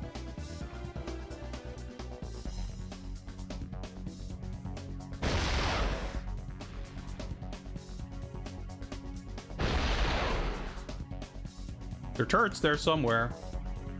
I must... Okay, I hit something, because that objective...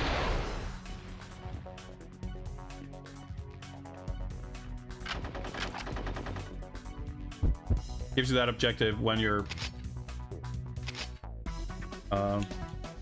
destroying 1 turret, but you still have to, like...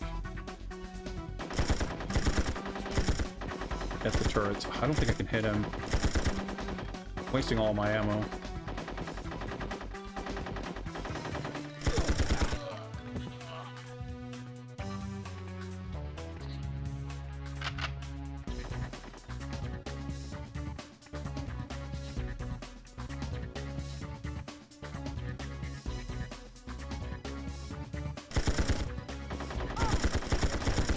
I'm not fucking hitting him.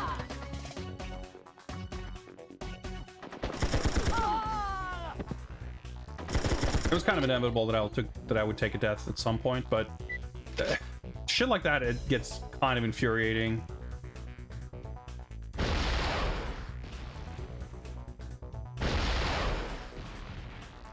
Like, you just, I don't know, the collision like doesn't match. Like you see the reticle and you assume that you're going to be firing the gun basically from the camera at the reticle, but you're still firing the gun from the character, and sometimes the collision of the, you know, you're standing by a light post like this or a tree or something, and it's just like it blocks off more than it looks like it would. Okay. Oh, yeah, okay, so I'm hitting this barricade in front of me. So I just like stand over here, I guess. But you can see, like, you know, I keep getting more rockets, so they're not as precious as you might think. But they're pretty awkward to use, like, in combat, so...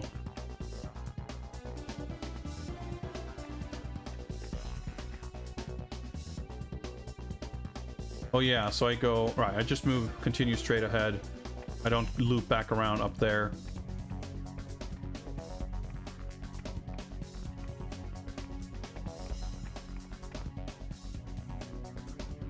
Yeah, so that'll take me back to the beginning.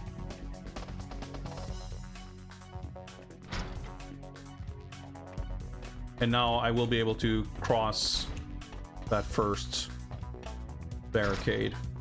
My right.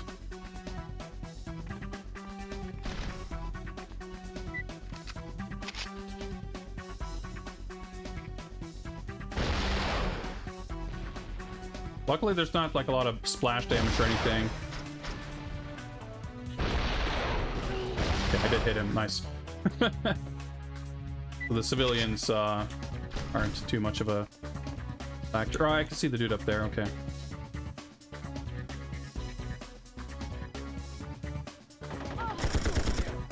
Hoping I'd be able to get him before he could see me, but he only hit me for 1 damage. That's better than expected, to be honest. So we're currently on a surplus of 4 lives compared to the previous attempt. I reckon I could afford at least 1 death and not be too badly fucked up. Dude.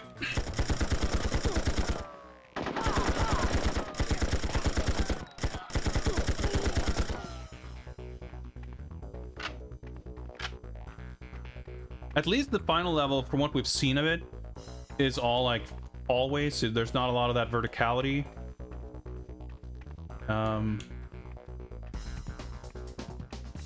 Could be something over here. These like impenetrable barricades, you need to like explode them with a rocket launcher. Bit ridiculous, but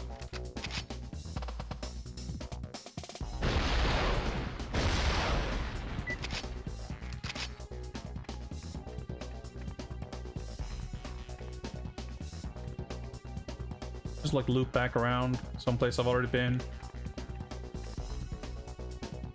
I might have. Yeah, okay. I understand.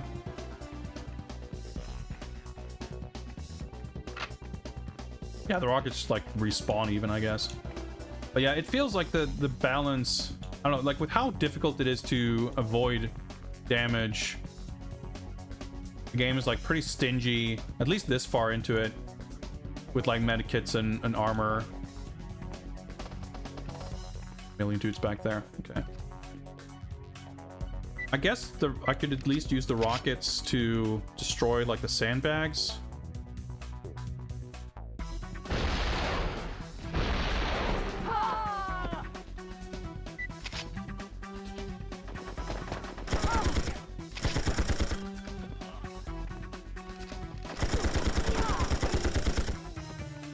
And that could have gone way worse.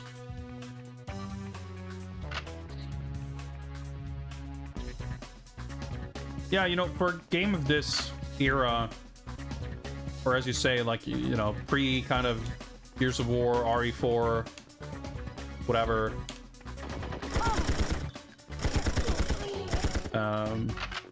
It's handling things pretty okay.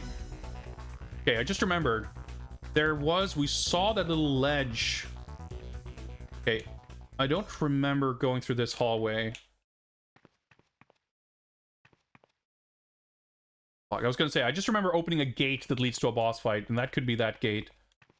Because we saw from a distance, like yeah, see? This is what we saw. Let's see if we can figure out how to access this. Okay, there's like a hallway that goes that way. Because the helicopter is like pretty soon after that, and that's basically the end of the level.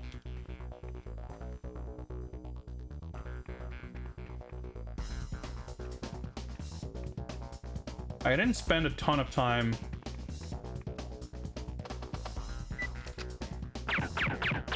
investigating how we could potentially access that part.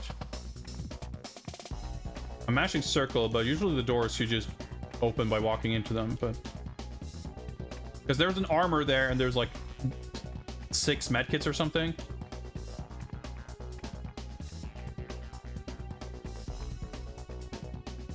If anyone in chat knows, I wouldn't be too upset about being told.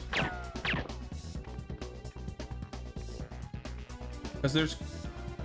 kind of looks like there's some kind of pathway in there, but there might not be.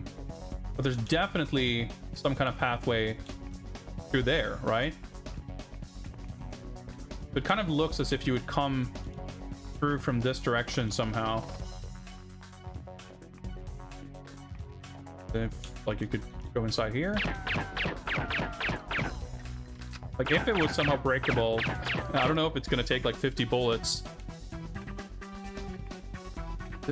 See, there's like, it looks like there's some kind of polygonal edge sort of gapping, but I mean that doesn't mean anything, I guess. No one can remember, that's fine. Maybe I'm supposed to rocket launcher it. I'll make sure to try every door here in the vicinity, because it could be...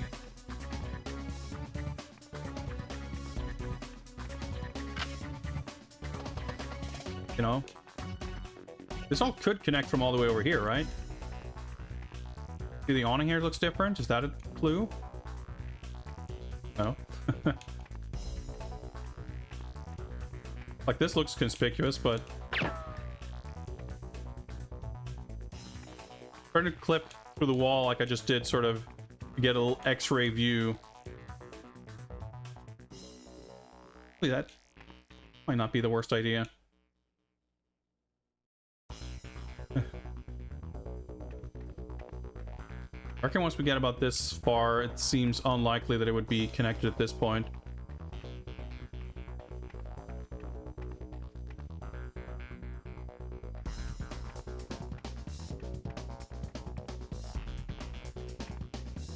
I mean, I don't know how this would connect, but I might as well try hugging every door. Because if we get 6 medkits and a heavy armor, that could potentially mean not dying at the helicopter. Yeah, we don't know if it's from here. I just seem to recall that we go through that door and then we fight the helicopter and then the level's basically over. But I could also be slightly misremembering, of course. I think what happened last time, as is usual, we, I was a little bit panicked and flustered and like, let's get the fuck out of here and end the level. Because the thing is, there's no 1-ups there. So I feel like either I get it for the boss fight or it's not going to be relevant at all. But unless there's something we can explode here, like that's the thing. But, you know, okay, I'm going to try something. Because the corner, I mean, we can get more rockets anyway, right? This little pillar here in the corner seems conspicuous to me. There's clearly like a geometric edge here. Like sticks out, and that could mean nothing, of course. But there have been secrets, like, you know, mostly mandatory, but stuff where you like push a thing or you go up to something and activate it, like in that TV room. Let's see if I can break this. There you go. 8 medkits. Ammo. Fuck, I thought I was at 4 lives. I just realized I'm actually at 3. There we go. We figured it out. I'm pretty sure I'm going to keep getting rockets during the fight, so... maybe not that. You know what? Let's use a medkit. In fact, let's use another.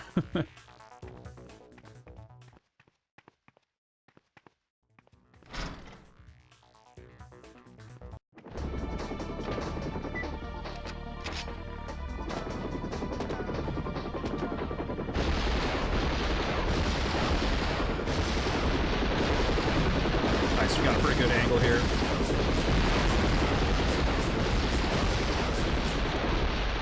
Alright, that could not have gone better. That was fucking sick. Look, I still lost 70% of my armor. Because apparently I did get shot through all that, but it was a little bit hard to notice. Music's nice and peaceful. That's pretty sick. Ah! To say mission complete? No, just not. Oh, I gotta fucking decode the data disk. Okay, we're not out of it yet, but I'm assuming this door's locked until we destroy the helicopter, so... Oh, yeah, because we end up in her little secret room, that's right.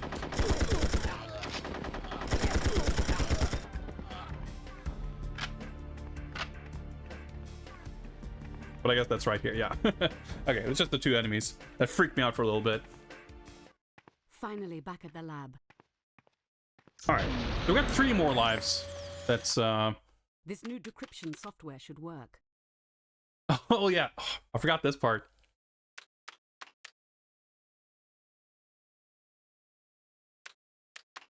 Yes! That's it. Ha Long Bay.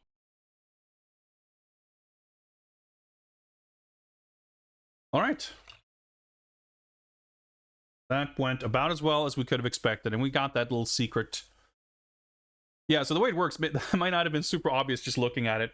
Basically, you input 4, you press the buttons on the controller, and it'll show you any one button that was like correct, it'll flash it. So I just tried 4 buttons at random, and I saw, okay, so those 2 were correct. That means the other 2 have to be flipped, so I got it second try. It's a cool little puzzle thing that's not overly complicated. You know, it's not like a 5-minute sliding puzzle or anything like that. It's not obnoxious, which I think is quite nice. Quite nice. Okay, 3 lives. Does that say 23 minutes?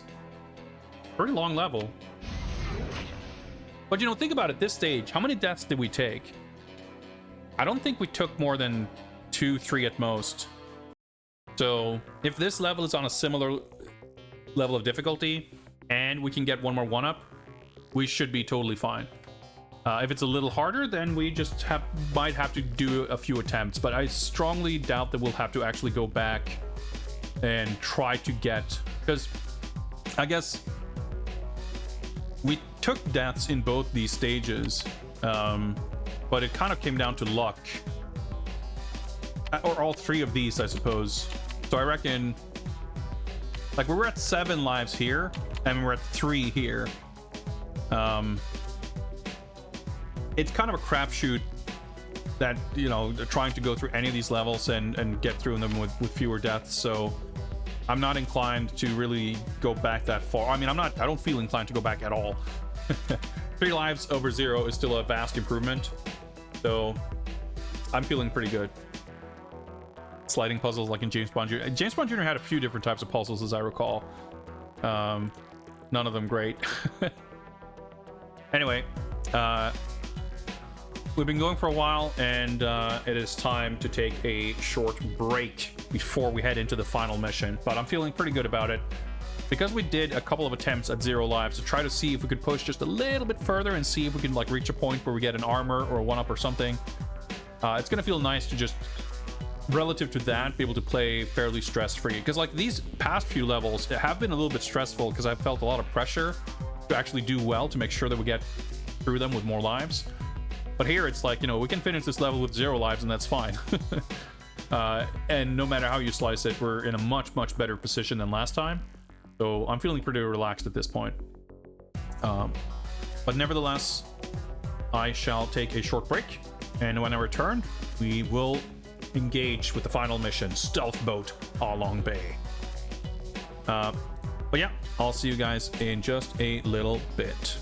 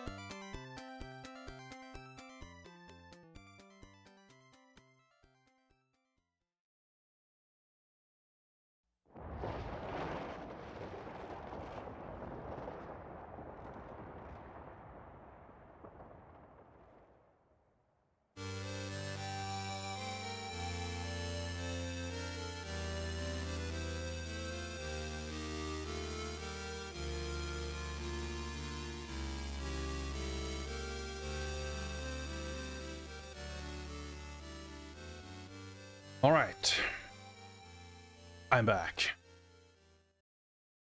Hopefully the stream will survive.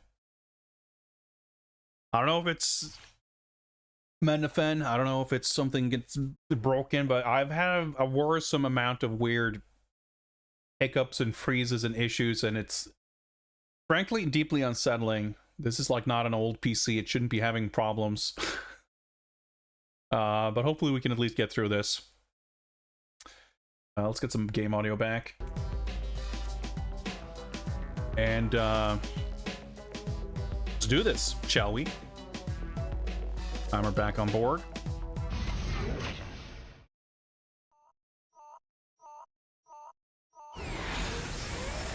Get briefed. Since Wei Lin helped us learn the approximate location of the stealth boat, MI6 and the Chinese secret police have agreed to join forces. You and Wei Lin will approach the stealth boat by raft. You'll then board the boat and communicate its exact position to me, while Wei Lin creates a diversion. Stay alert for further instructions. Carver may be armed with the missing nuclear warhead, so proceed with caution.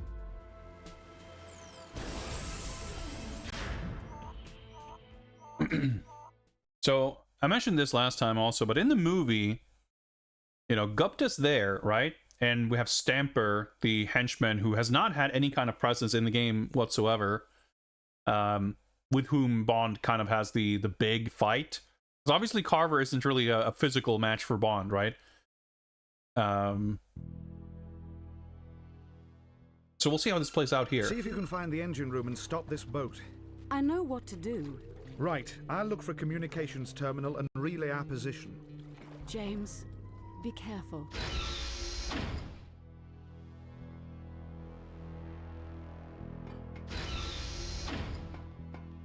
I like that you have so many different like wardrobe changes, like almost every... Oh my god. OBS, are you okay? What's happening? Okay, now my D drive is freaking out like fucking crazy. I don't know if you can hear me. I'll see if I can come back to life. What is going on? What is going on? Yeah, okay, I think we're back. Okay, D drive activity is still at 100%, like rock solid. I don't know what's... It's the same issue as before. It's not a Twitch thing. I'm not dropping frames on the broadcast side. It's my PC. Something is happening that is preventing OBS from encoding frames. And yeah, now it's like my mouse cursor was freezing for a second. Yeah, the task manager is showing like sustained 100% activity on one of my SSDs, despite me not like doing anything. So I'd had a habit recently of exiting Dropbox while I was streaming, and I was hoping that would have...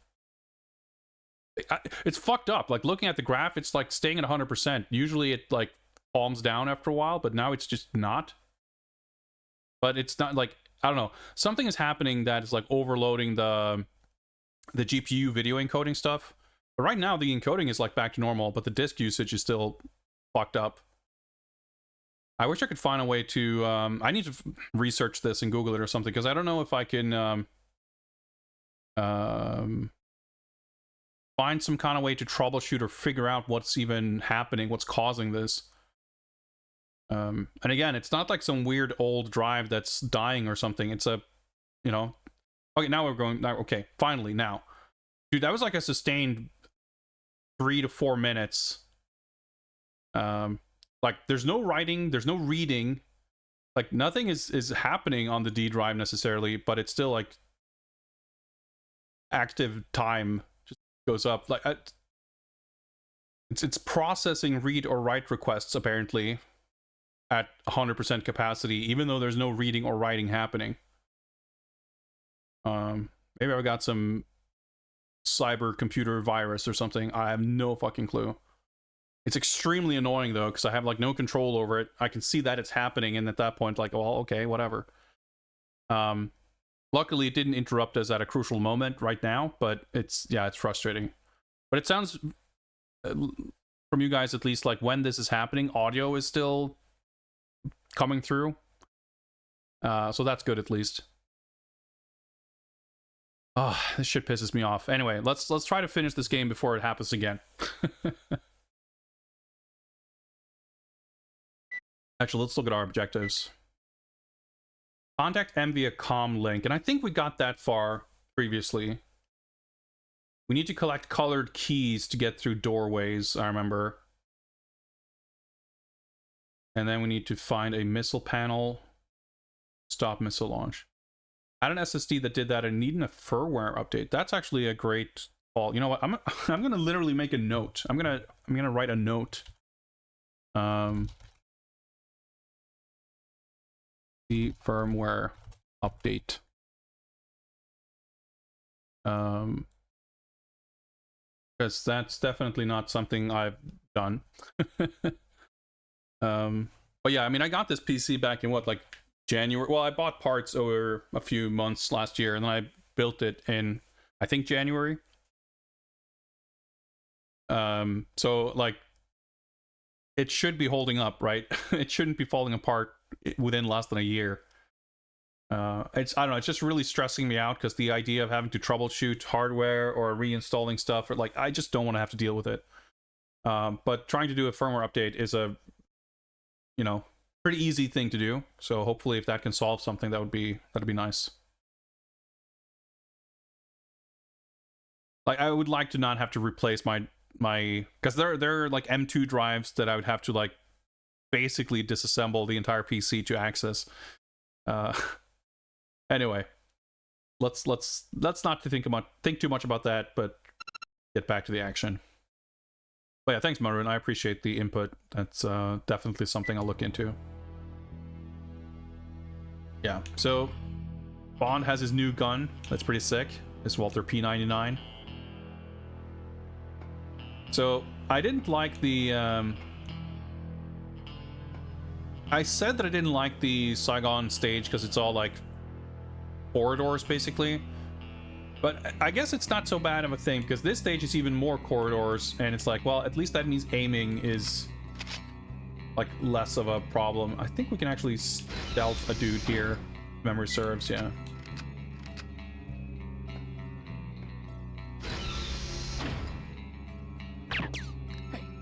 Okay, I shot him and then it triggered with one button press. Stealth kill.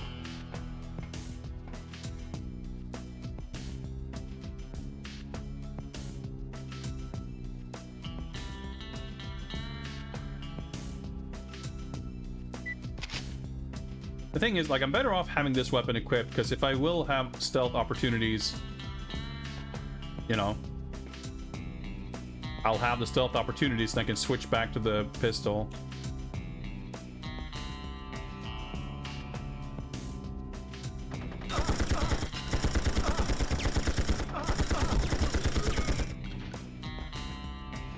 Yeah, the shootouts in this stage are fucked. Like, not only do the enemies seem to get increased range, Bond's targeting range seems to decrease over time.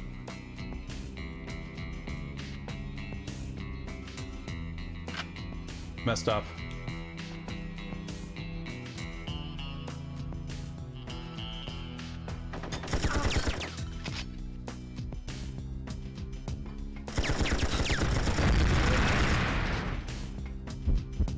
Up. You can perhaps start to see why this mission might have felt pretty hopeless with 0 lives.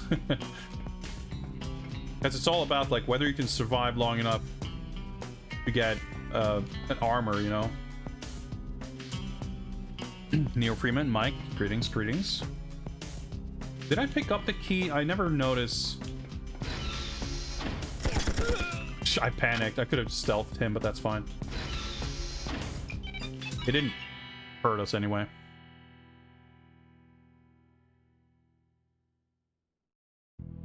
Mr. Carver, we have Wei Lin, but there's no sign of Bond. What do I pay you for? We're ready to launch the missile. Find him! Alright, so now we have a new objective that wasn't accounted for. That's pretty sick. I like that. How's the game so far? I like it a lot. There's a lot of things that are really cool about it, but there's certainly things that are a little bit frustrating and annoying. This is the final mission, and through the later parts of the game, the difficulty really ramps up, and it's like pretty unfair in some ways. And like you're not super well equipped to deal with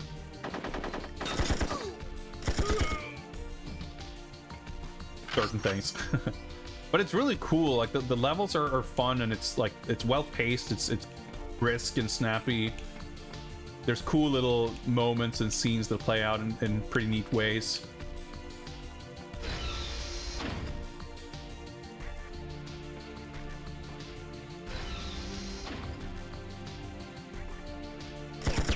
Okay. I wasn't sure if he was like facing the other way or not. I didn't mean to do a tactical roll there, but again, as long as I don't get punished for it, I'm okay.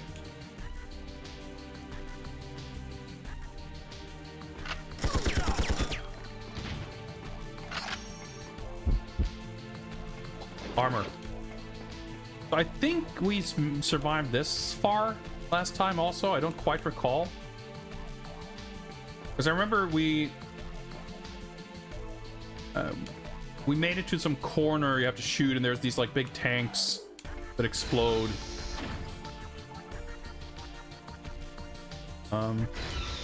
Okay.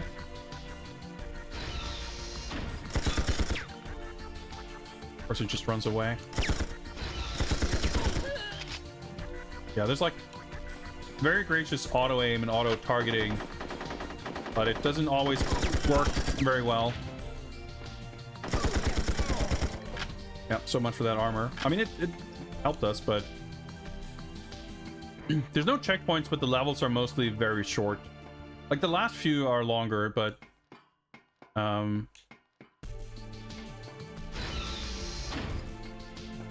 I mean, when you die, you see we have lives. You respawn on the spot, but the live system is also a bit funky because the lives carry over between missions. So we got to the final level, but we got here with 0 lives. So I had to go back and redo a bunch of earlier stages so that we could get here with more lives. That's where we're at currently. Health them. That's fine.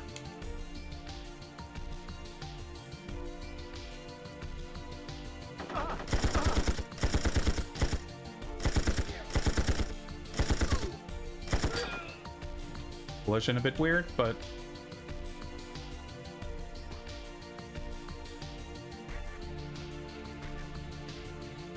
yeah, so you have strafe buttons on L2 and R2, but if you crouch or in kind of sneak mode and you strafe, you do a tactical roll.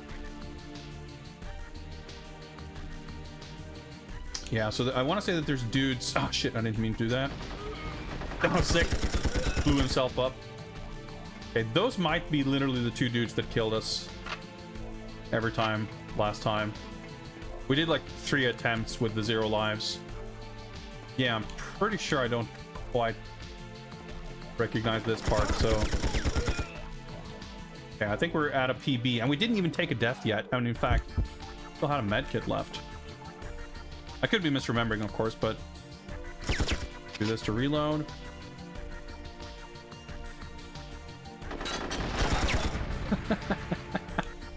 Pretty good. I don't think I actually hit it. I'm pretty sure they exploded that thing on their own. Okay, ammo's not a problem, but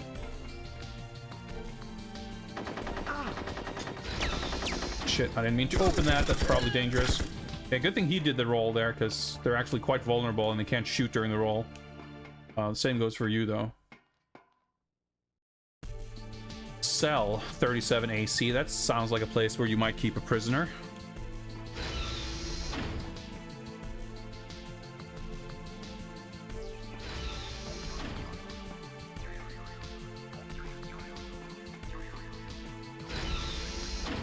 Luckily, it's not locked. Oh, thank God.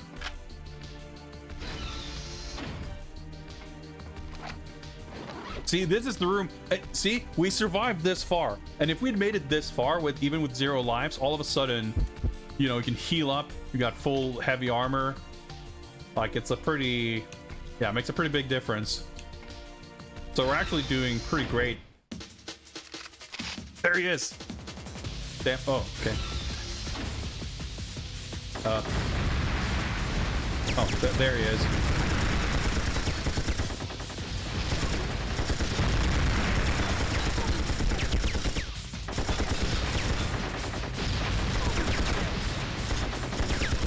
Well, frankly, I'm happy this fight isn't more obnoxious.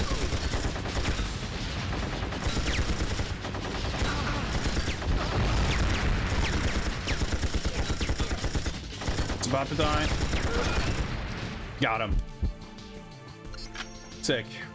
And we got the cell key. All right, okay, that's Stamper taken care of. A little bit different from the movie, but we got a proper boss fight for him. Excellent. So is this the... Oh, actually, let's go back here. Left some ammo behind. Still deathless.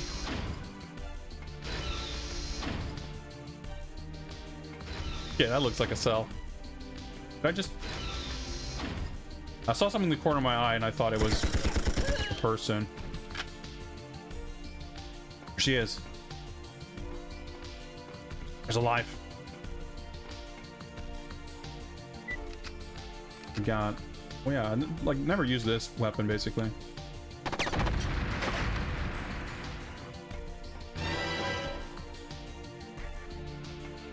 I feel so relaxed. You guys have no idea.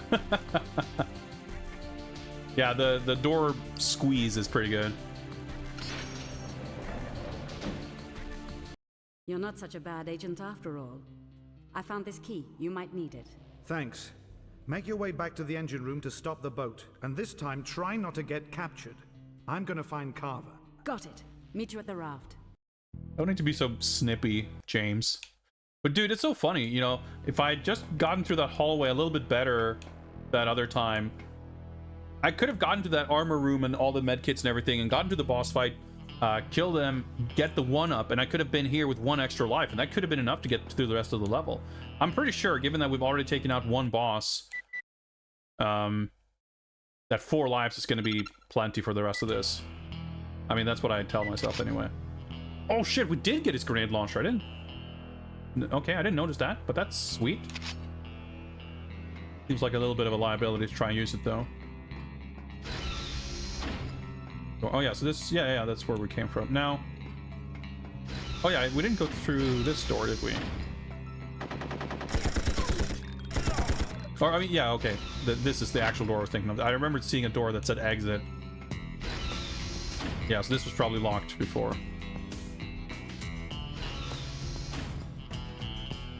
Is this where we came from? I think the exit signs... Yeah, I think this is confusing. Did we go towards the exit?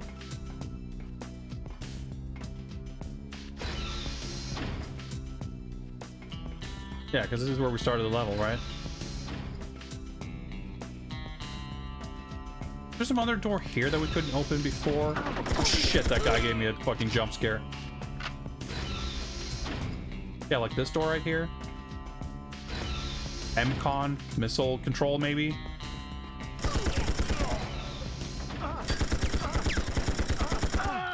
Oh, fucking hell.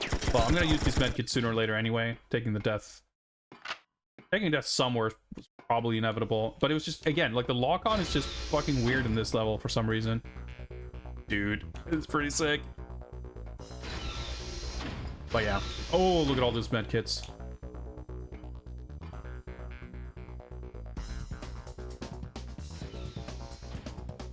Frame rate. A little bit of a struggle here, but...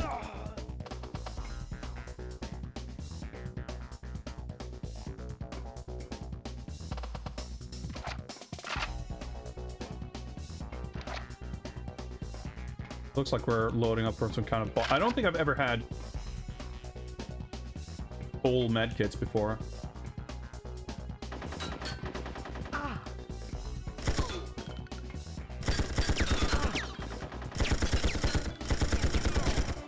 Targeting is a bit questionable, but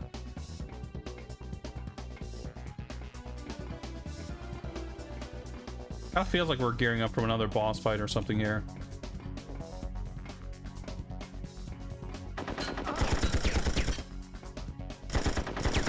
Not sure I can shoot through this open railing here.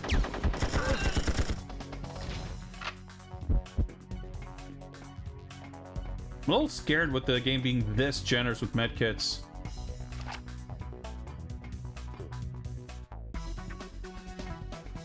Wait, that looks like a missile panel.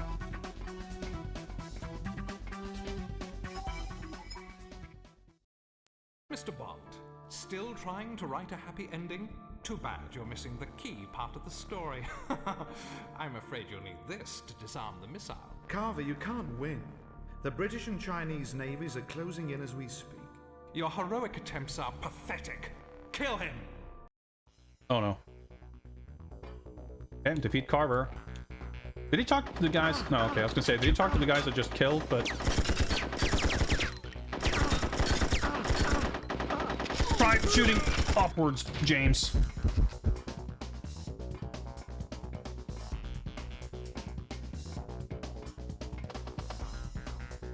Oh! Yeah, the frame rate dimension is right. I accidentally used medkits. You shoot on the X button in this game. It's a little weird. So I often accidentally press square when I want to shoot, which is the gadget or item button.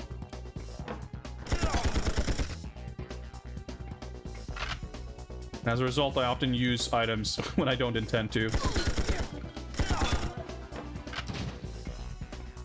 Dude, the frame rate's pretty wild. Carver's mech suit, yeah, we can only hope.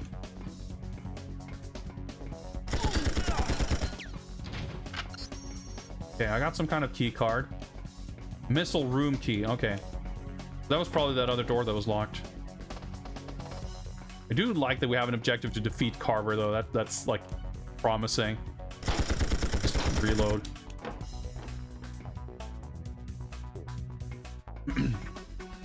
Yeah, we're playing the US version.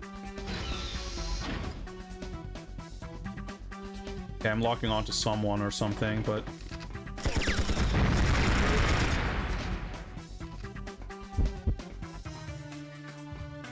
I wouldn't deliberately choose to play the PAL version of something unless for very specific reasons.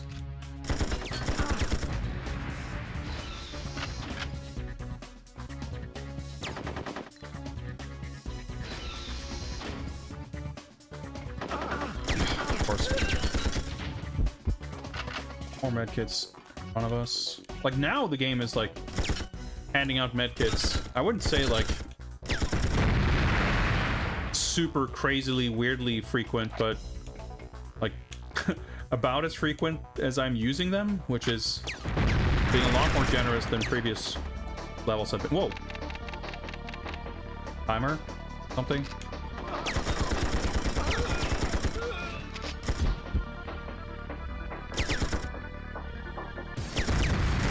Exciting music, at least. Oh, it's like the boss music. Oh, shit!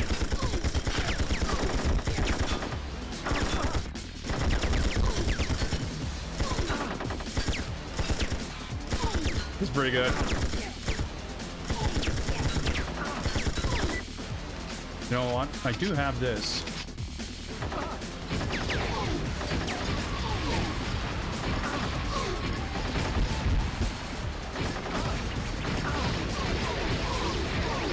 He's doing like 1 damage per grenade.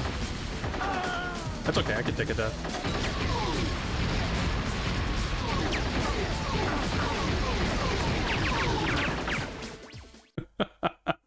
This should punch up my headlines for tomorrow. I think your story's over, Elliot. Far from it, you ignorant fool. You see, I've set this boat to self-destruct in 3 minutes. You'll never escape in time. Tomorrow never dies. Self-destruct sequence initiated. T-minus 3 minutes and counting. Hot missile. Oh, okay.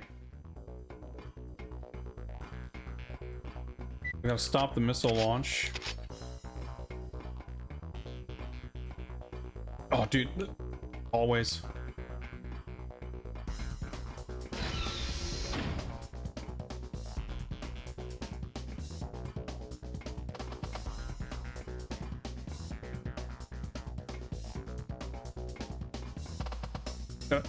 Stand just right. Launch aborted. Good stock alert noise. You stop the launch, okay? Now escape before the... Can you... Ship is destroyed, yes. Okay, cool. Escape in time, alright. Really pretty cool. Alright, see ya.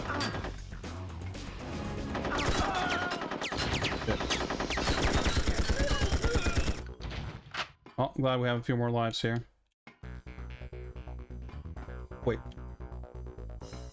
Oh, no, it's this way. Ah. Could be... Yeah, exit. Okay, we see the exit signs now. It's a bit evil. I think the exit's like right here. Wait, was there... Let's go. Teleported up the ladder. Mission complete. Yeah, these guys were much like the movie. There were a few villains who were like very strangely loyal, far beyond reason. They were like, I'm staying on the ship. Okay. That should be the final mission. We did do it. Now, I'm going to save, and we are most likely going to be transitioning into the ending / staff role. And we saw in the opening credits that the ending film from the movie was... Like, the opening theme had the opening... Like, the opening credits had the opening theme, and we saw credit for the ending theme. The opening got muted, and I'm sure the ending will too. So... I'm gonna chill here for a minute to give ourselves a little bit of a buffer, and I'm gonna refrain from like talking over the ending, because whatever I have to say would get muted and I would lose it in the recording, whatever, and I don't want to have to deal with that. So let's just watch the ending.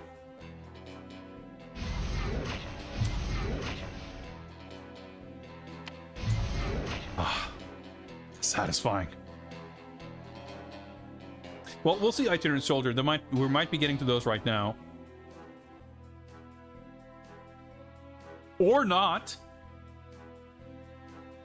You won the game, now try as 007. You can now play the movies from the options screen. Good job, Agent. Which I guess we couldn't do up until now?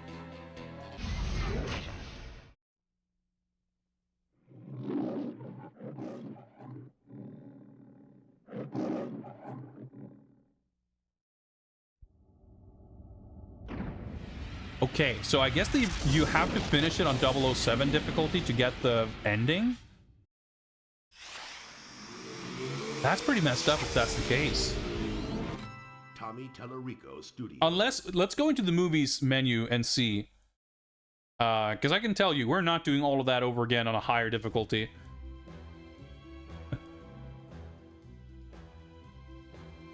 I mean, it was cool. I liked the game, but it sort of... The final level wasn't bad. It was cool. I like that we had the escape sequence. Like, it adds a little spice to something. Like, it mixes things up. It gives us a little bit of an element that we hadn't seen before. You know, a little bit reminiscent of the Duel on the Master System, right? Which also had a countdown escape sequence as a final mission. But the combat felt more frustrating. Like I said, the fact that Bond's abilities seem to deteriorate over the course of the game, where targeting enemies is harder and your range gets worse, like, it just makes the combat less fun, because you can't really, despite what this intro sizzle reel is trying to tell you, you can't really feasibly dodge gunfire. You can't, like, roll around and, I mean, you can do a roll and enemies can miss you, but it's not really a viable deliberate tactic, which means that, like, you're just not very well equipped to, like, skillfully take out enemies. You have to sort of take them out from afar and snipe them and sort of work around it, which is easier when they aren't, like, when they're a little bit more oblivious. Like in a game like this, I think for me, I had more fun with it when it was really breezy. When it was a lot more pressure, like it was, yeah, it was more, became more frustrating.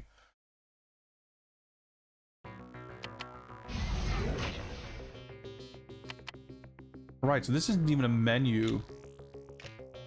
We can just choose to watch the Black Ops Entertainment or the Tommy Tallarico Studios movies. All right, Tomorrow Never Dies trailer, credits, M brief.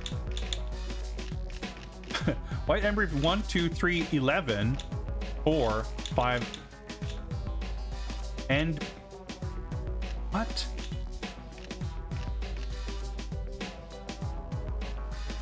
What? And Fry and Hot and Mar? Oh, maybe these are the these are probably the few little cutscenes where you a few stages give you a cutscene for finishing the level, and these are probably those. But there's an M briefing 11. There's 10 levels. So let's see what M briefing 11 is.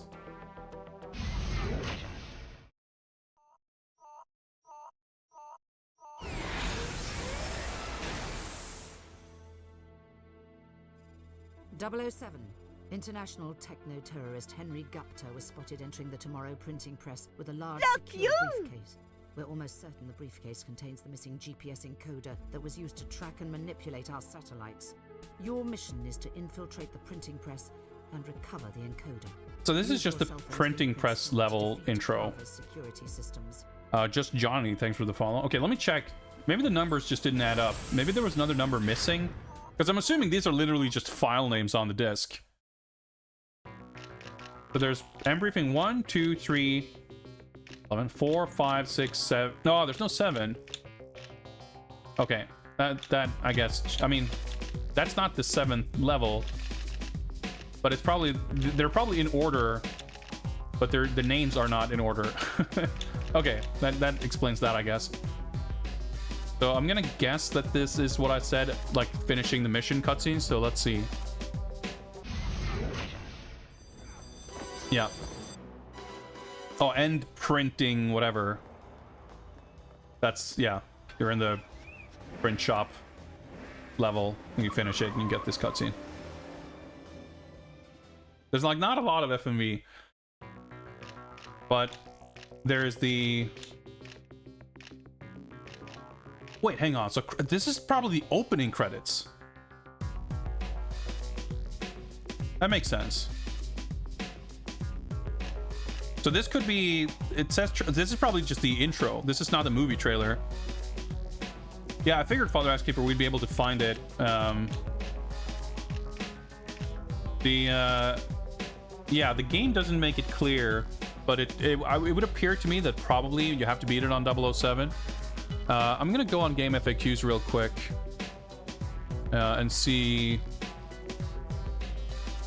Oh, there's cheat codes. Interesting. You can pause and do a bunch of button combinations.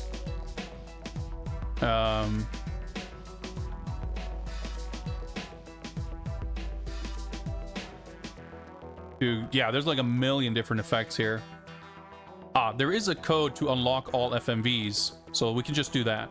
Excellent.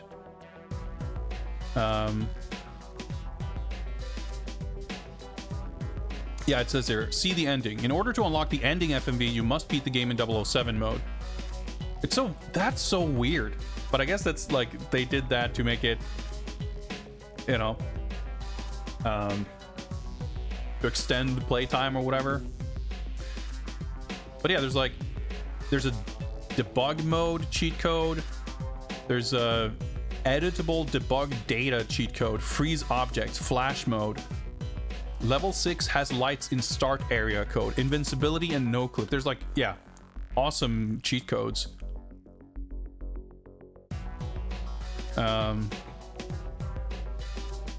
So it sounds like you have to actually go into the level and pause to do the cheat codes, including the unlock all FMVs one. So let's go do that, I guess. Yeah, that's like a little anticlimactic and weird, but it's fine. Luckily, we get the cheat code, so we can just do it that way. I mean, I guess it doesn't matter which level we pick, but yeah, because it doesn't start with the ski. Well, it doesn't matter if it does, because we could still pause, I guess.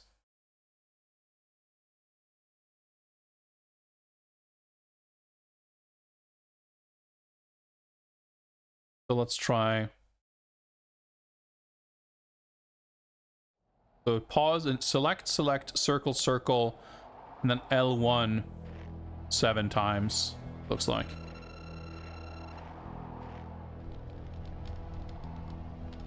Let's try it.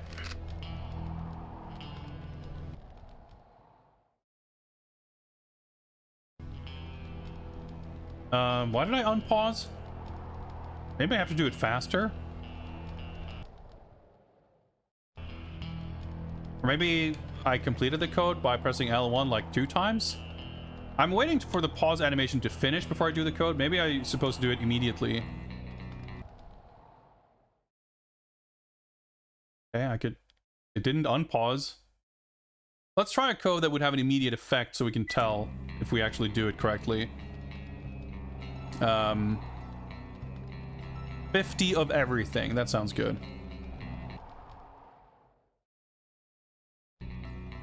Yeah, okay. That worked. So yeah, I think the cheat code was just a little overzealous with the amount of button presses.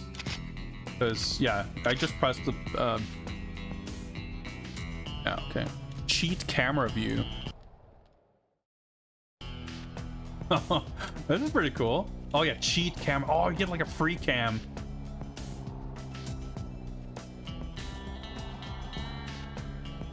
Dude, this is pretty sick.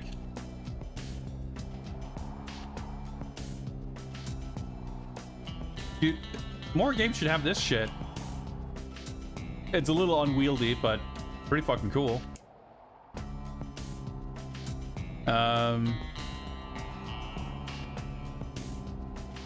Open locked doors without a key, that's good. Remove additional details. Remove all objects. Show level borders. Anyway. Hopefully we didn't undo the FMV unlock code, but let's quit out. Oh yeah, this animation just messed up. And let's see if we get more cutscenes.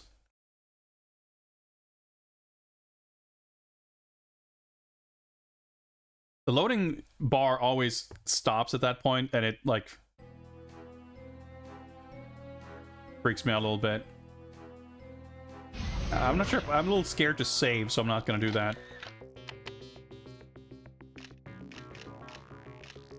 Yeah, it's credit 1. Not here. Maybe I did fuck something up, or maybe I needed to save. Because I reckon some of the cheat codes, like, I think I might have successfully done it twice. Which could... Like, I reckon if you do the cheat camera code twice, you probably disable the camera. But we might have disabled the FMV thing.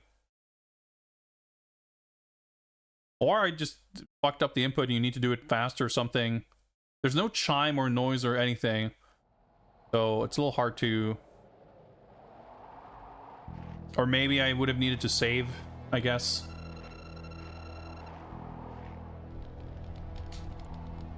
And skip this. Alright. Try again.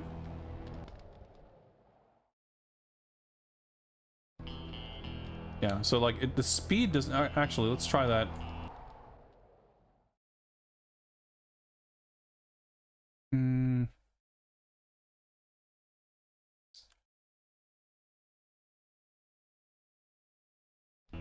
Yeah, as soon as I press L1 for the 3rd time, it goes out of it. But now I've done it twice, so let's do it a 3rd time.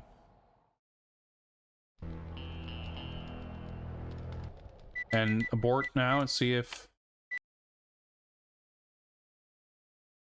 Unless you have to complete a mission for it to save or, you know, take effect, which would be very strange. I mean, it's not inconceivable, I guess, right? Yeah, okay, it's not... Well, unless it's over here. Okay,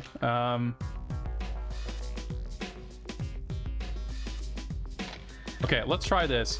I think this stage is in fact even shorter. So let's do this, and let's do some cheat codes, and let's finish the level.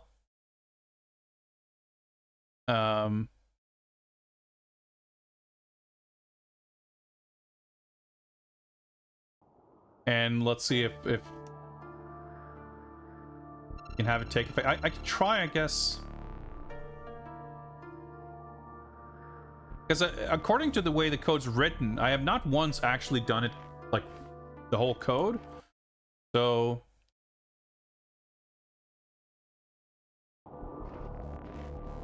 press L1 a bunch more times. Alright, so we've done that once. Let's see. Let's see, 50 of everything.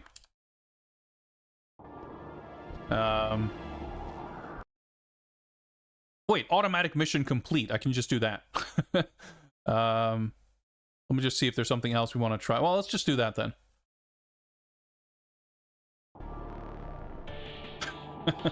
It's pretty good.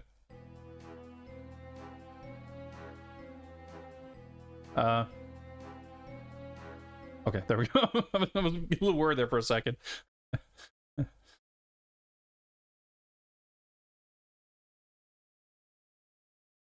Because it's possible that if you abort a mission, that it's sort of like the game loading a save state or something. Oh yeah, this will actually play the opening credits, so let's skip those so we don't get muted for that. I wonder if you could start a new game on 007 difficulty and just use that code to go through every level and get it that way.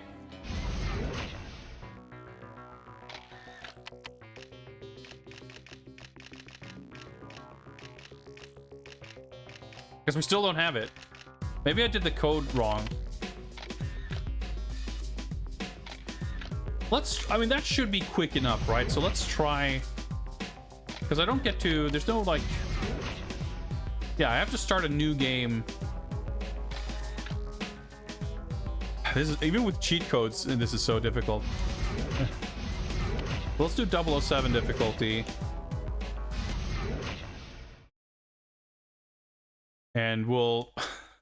This is ridiculous. I know I can find the clip on YouTube, but I want to see if we can, with any means necessary, manage to unlock it in-game and get to see it that way. It'll be somehow more satisfying to me. Disable cutscenes and button prompts. I wonder if that... Let's try to do that code. Let's see if that might have effect for future levels.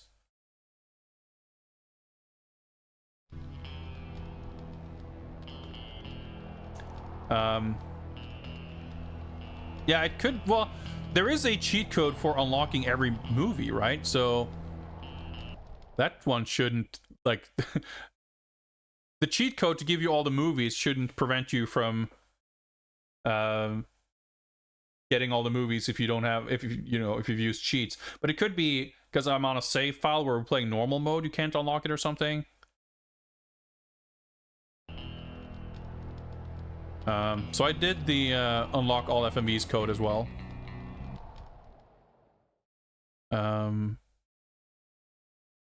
Let's do the... No, actually it doesn't matter.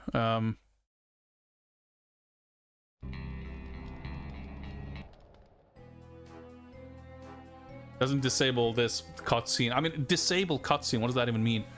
I would take that to mean that cutscenes won't play, but disable cutscenes and button prompts, like, those are two quite different things.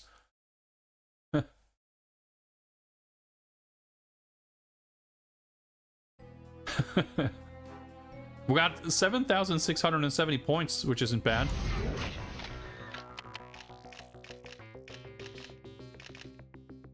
Aha, see? So we're now on a like clean save file that only has this the stuff we should have seen here. But the code to unlock all movies still didn't seem to work. Maybe it's written wrong. But I guess we can keep working on this.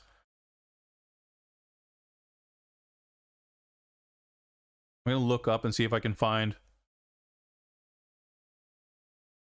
an alternate account, a second opinion, if you will.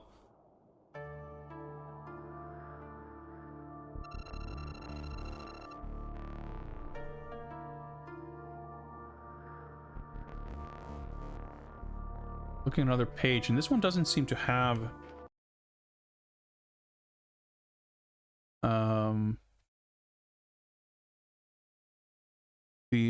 every cutscene code. So maybe that one's like a fake code. Which seems like such a weird thing, but that's definitely like... Oh, there we go. Okay, so... Oh yeah, unlock all missions is a code. Let's try that. And it says here, view all FMV sequences. At the main menu! Jesus Christ. Okay, well... That explains that. Okay. So those codes in particular, unlock all missions and view all FMV sequences, those you do from the main menu. That's why it didn't work. But it's so weird that, well, maybe the code that I did do just booted me out of the pause menu mid-code because it was actually a code for something else. That is entirely possible. Anyway, doesn't matter, does it? So on this screen, I'm guessing...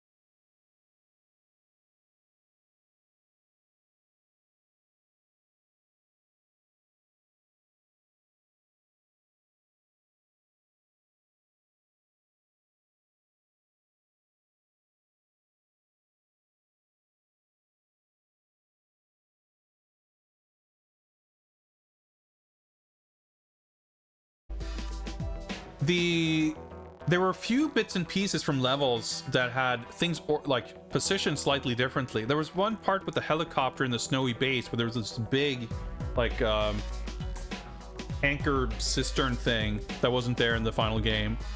The part where he like, I think it was pretty much staged, because I think he just did a normal roll, but they made it look like he dove out of the car and did a roll, and the car drove through the barricade and exploded a bunch of shit. Like that's definitely not in the game.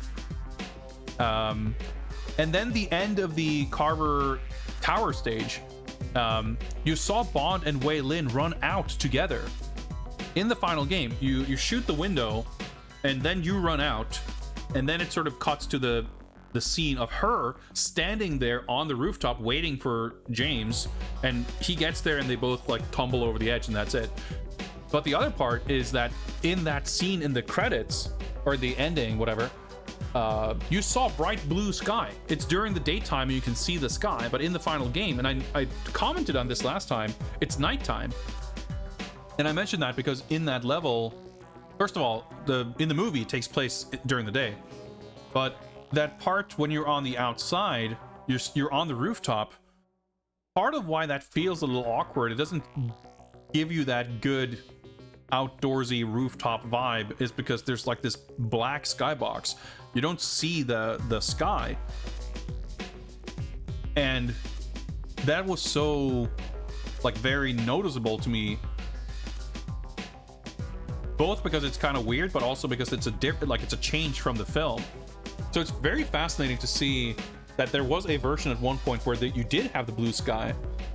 But what I speculated last time was that they might have made the sky black so that the draw distance limitation, like have the geometry can fade into black and fade into the skybox better. Like obviously you can fade into any color, you can have it fade into something that would match a skybox, which will give you that kind of fog effect. But for some reason or another, they didn't want to do it that way, I guess. But it's funny, thinking about things in modern terms, editing video and everything, like sure, it's not something you can do instantly, perhaps. But if you imagine today wanting to cut together a little trailer sizzle reel thing, I feel like you could wait to do that. Like you could do a rough cut. You can record footage if you want to, if you know specifically what scenes. Like you can do a bunch of recordings, cut together a little trailer. But if you're like, yeah, we're changing level designs, we're changing skyboxes, we're changing all this, like how early would that movie have needed to be done for so many details to change in between the recording and editing of that video and the actual game? That's pretty fascinating to me. And I suppose you could argue that it's another sign maybe of the game kind of coming together pretty quickly, where stuff was kind of done a little bit haphazardly, and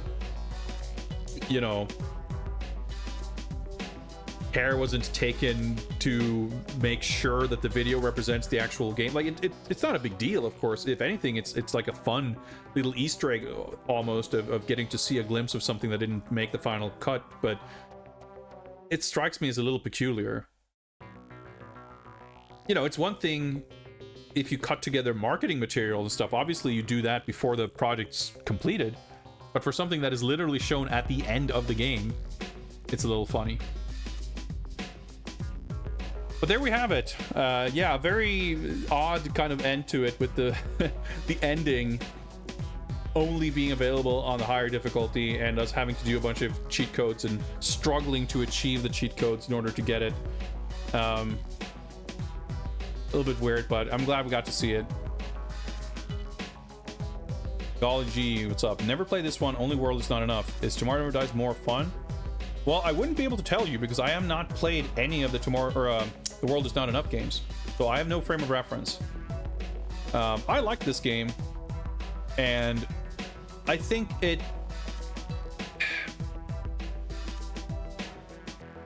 if I had been able to finish the final stage the first time we got to it, I might have had more enthusiasm for it.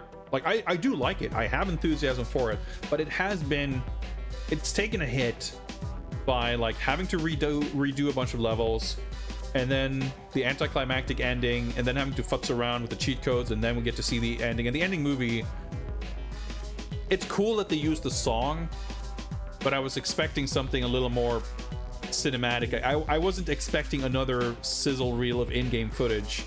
It feels like a very strange reward for completing the game. If anything, I would have liked a sizzle reel of clips from the film or something. Like, that would have been more exciting as like a novelty. Obviously, I could just watch the film whenever now, but thinking back to like what this would have been like in 99, it would be a cool thing to see. But as it is, like, yeah, okay, that wasn't that great. But mostly I think it comes down to the combat becoming a little more annoying in the last 2 to 3 stages. But it was a very cool game. You know, when we first played it, I was a little alarmed by how quickly we were making progress. We, you know, in the first hour, we beat like 3 or 4 levels out of 10 and didn't really seem to meet much resistance. But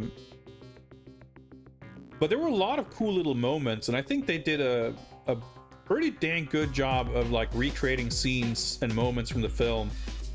You know, comparing this to GoldenEye, we have voice acting, we have little set piece moments of various kinds.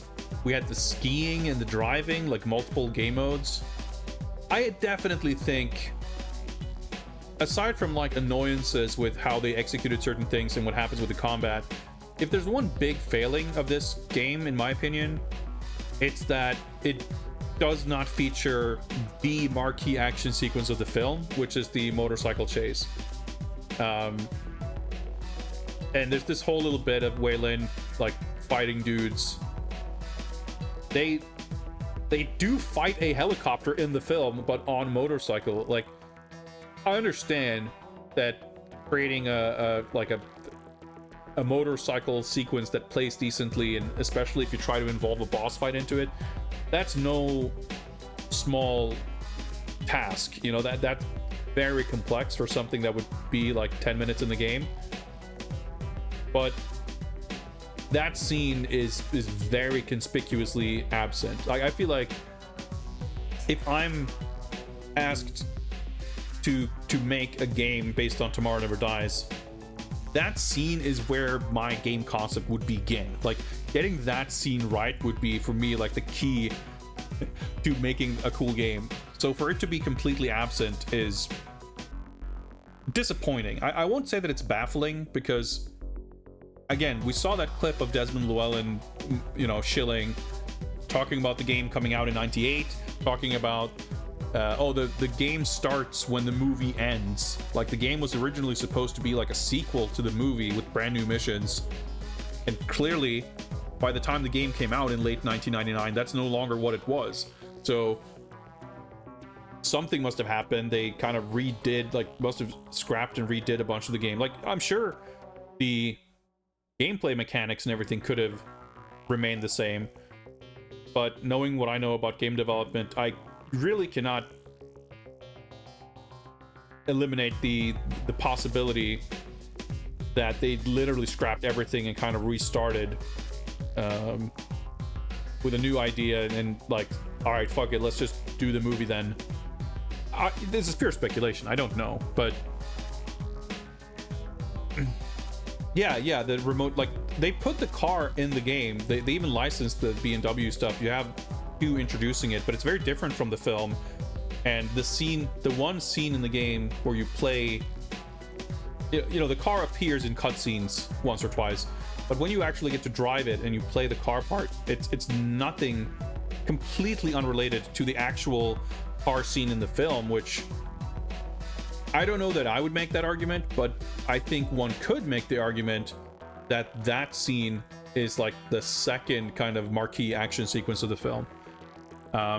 Like in I remember reading some movie trivia and stuff, and like in GoldenEye, I think it was, or maybe I'm getting it mixed up with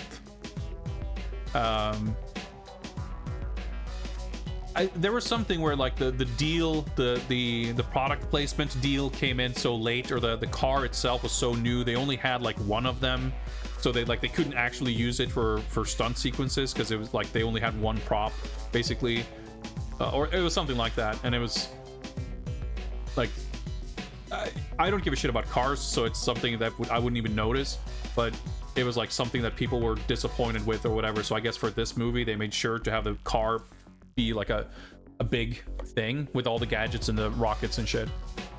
I might be getting my details mixed up, but I remember reading something along those lines. It might not have been about those movies in particular, but it makes sense. So for good on them for including the car, but it's weird that it's not like the thing from the actual movie. So there's things that could have been done to make this a better and greater game. Like early on, I thought the levels were like weirdly short, but it also felt pretty good to like snappy. You know, I speculated that this might be a 2-hour game, and you probably could beat it in 2 hours, at least if you like skip cutscenes and are pretty efficient and whatever. But the levels definitely get way longer and more complex the further into it you get. And I think it would have been nice maybe with a like to not have such a linear curve, but you know, kind of peaks and valleys to sort of give you a breather after a long and intense level, and you don't really get that.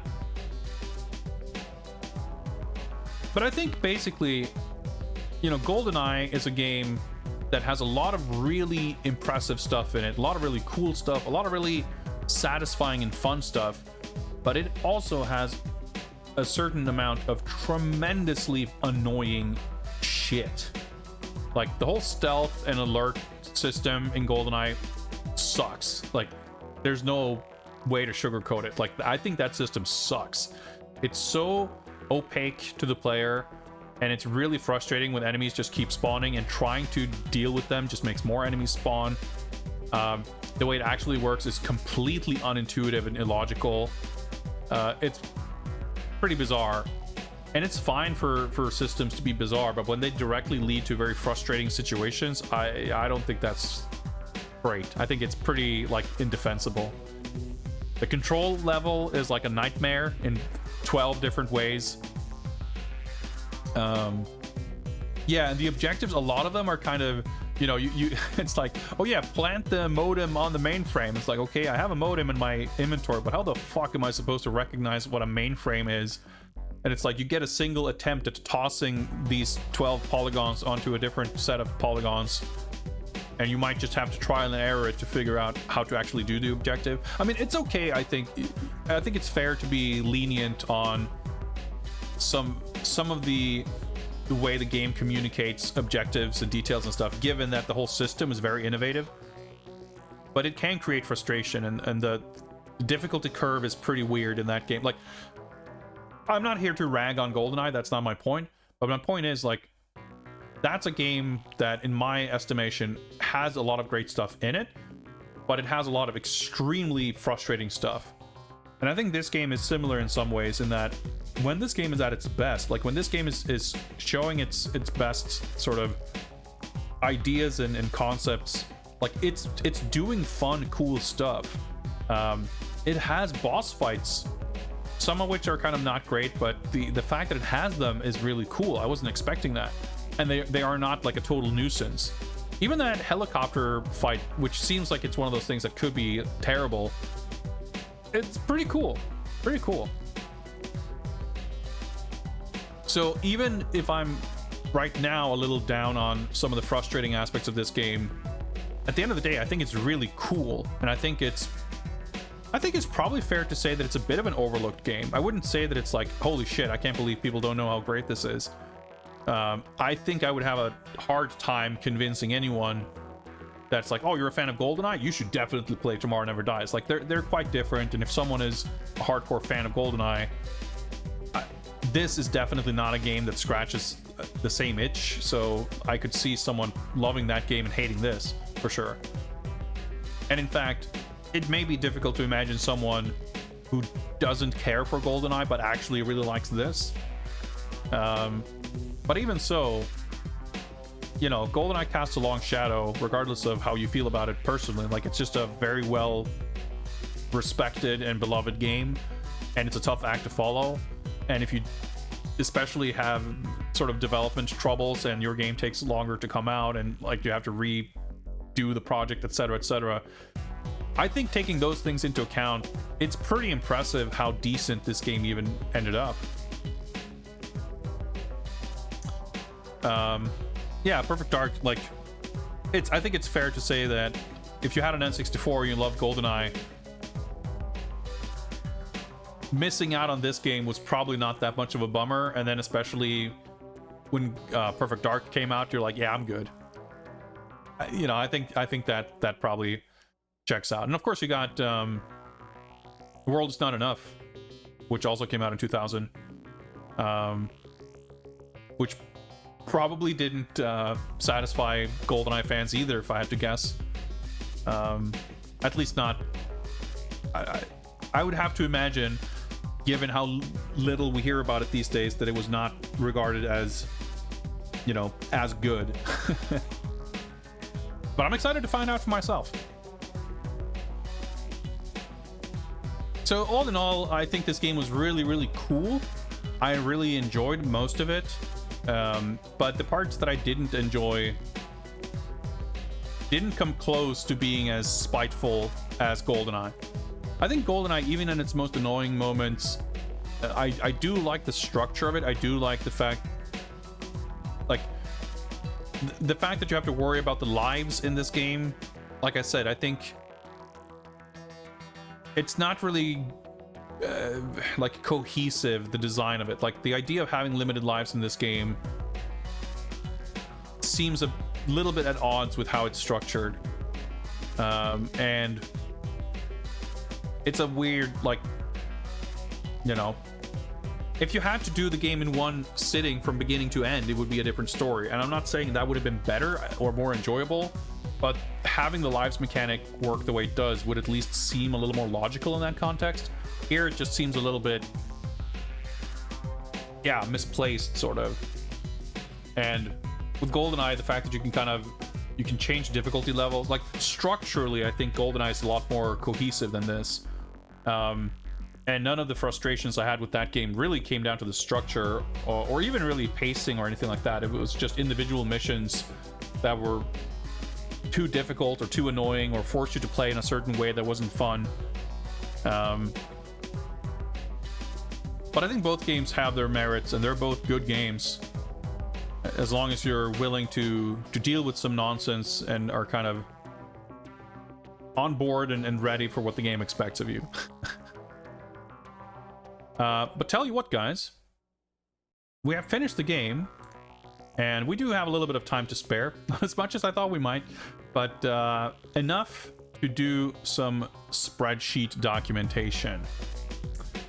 I'm gonna go crazy listening to this loop, I think, as much as I like the soundtrack to this game. So we're gonna say goodbye to this. Kind of a relief. And let's get some other jams going, shall we?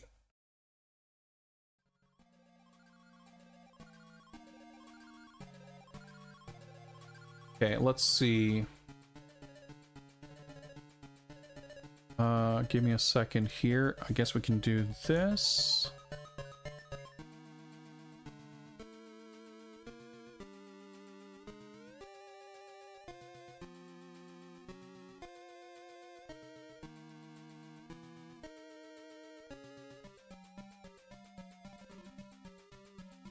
All right.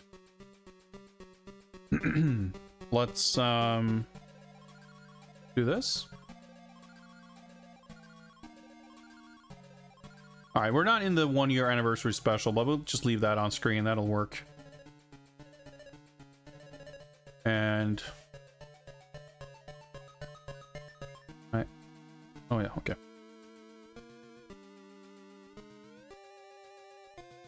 Yeah, fine. There we go. So, Tomorrow Never Dies by Black Ops. I forgot to put this date here. Whoops. I can reverse engineer that, but we finished this on 2023-10-18? The 18th day, right? It is indeed. So we started this on Saturday,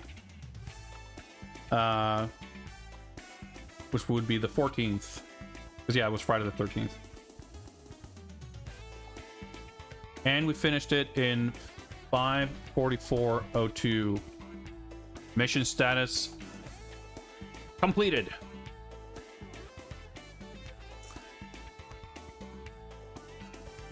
Completed the game on agent difficulty. That'll do for a note. And boom, it's green. That means that up next will be the PS1 version, I believe. Yes, of The World Is Not Enough. Also by Black Ops. So that's going to be actually really interesting and exciting to see the immediate follow-up by the same team. Presumably, it's going to play pretty differently, pretty similarly. And after that is Eurocom's N64 World Is Not Enough. In fact, we can actually we may, I was gonna say we can look at the game info stuff, but we might do that later. Yeah, we do the PS1 and N64 games, and then we take a little bit of a break with 007 Racing for the PS1 before The World's Not Enough for the Game Boy Color, which came out in 2001.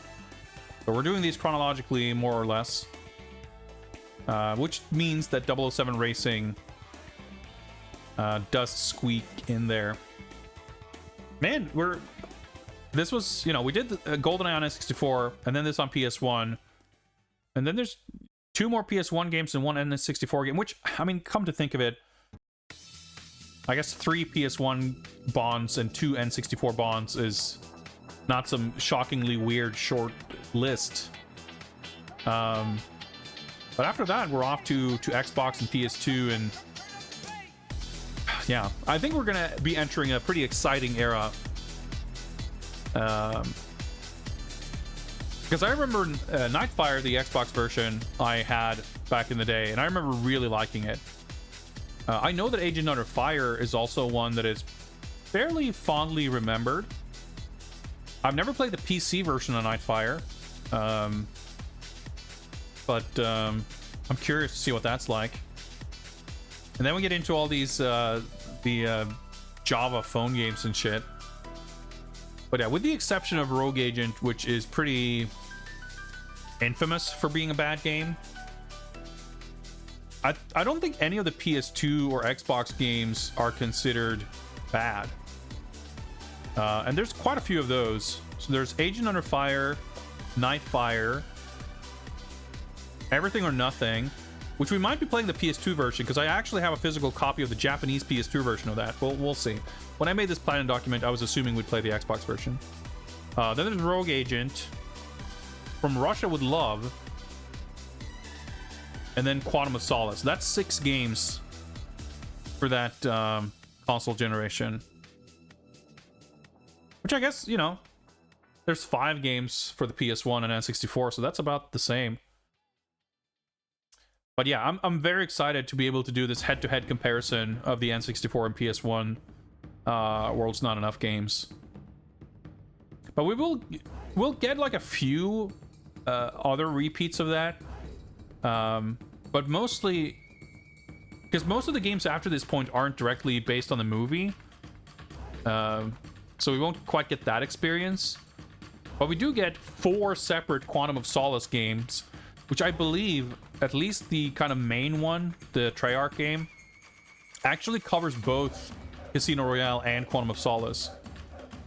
But Eurocom made the PS2 one, and I mean, Eurocom made Nightfire, so I have a good amount of faith in them. But like, yeah, actually, yeah, looking at it, there's really only Quantum of Solace that has like a PS2 version and a 360 version from different developers. is similar to The World Is Not Enough, but that's about it. Other than that, it's just like the GBA and DS adaptations of console games. Well, we have the PC version of Nightfire, where we have like two sort of equivalent versions to compare. Yeah, Nightfire on GBA is a first-person shooter. That's going to be exciting. I think most of the other portable games are like sort of top-down or isometric sort of deals. But yeah, it's going to be such an exciting mix once we go from like Xbox to Game Boy to PC to phones to GBA to Xbox to DS. Like, it's going to be exciting. Yeah. Not to say it hasn't been. I couldn't name a particular stretch here that hasn't been exciting in one way or another. Like, the worst thing that can happen for me really is coming to a point where stuff is just frustrating and tedious. It being boring or weird or bad is like, I can deal with that pretty well. But yeah, getting stuck on frustrating, tedious experiences, that's my biggest fear. Like, 007 Racing might be pretty rough. I recall hearing that it has a terrible reputation for being a shitty game. And I don't know if that's true or not, and I do know for a fact that my opinion on whether something is a shit game or not does not tend to align with the general populace. But combining that with the fact that it's a car driving game has me worried, because I'm terrible with driving cars in games. I don't even know like how that's going to work out. But I'm curious to find out. Do I have a YouTube? I do indeed. I think I have a link right there. There you go. I'm not super diligent with posting everything on YouTube, but everything that's like Bond or a viewer's choice fighting games or stuff like that, that's the stuff I'm reasonably diligent with putting up there. In this spreadsheet, by the way, which you can find by typing this command right here, you can also find direct links to individual Twitch VODs and YouTube. So this link will always take you to part 1 of whichever respective game here on the list. So obviously we just completed this, so I don't have VOD links up here just yet. But I'll probably get that sorted over the weekend. Now, we can now... Well, I was going to say that we can calculate the bond quotient of... let's zoom in a little bit more. Of Tomorrow Never Dies. We can't quite do that yet, but we can enter the data into the spreadsheet, and I will continue to... to refine the scientific process of translating this to a relative score. So this does give us a score, but it's not actually... this needs to be refined further. But for those of you who missed the anniversary special, this is simply a checklist, sort of, for whether a game features elements that are associated with Bond, to kind of determine not which game is the best game, but which game is the most James Bond. So we'll see if we have like the presence of particular elements. This will add up to a total score, but I will refine this further to make sure that each category is weighted correctly, so that elements that are more important and more prevalent in Bond films will be sort of rewarded more than elements that are less important. We will also have other metrics, and by the time the project is done, when we've played all 50 games plus the bonus games, we will be able to get a scientifically devised final ranking of every James Bond video game, which I'm already very excited for. Just sub. Thank you very much. I appreciate that. Alright, so Tomorrow Never Dies.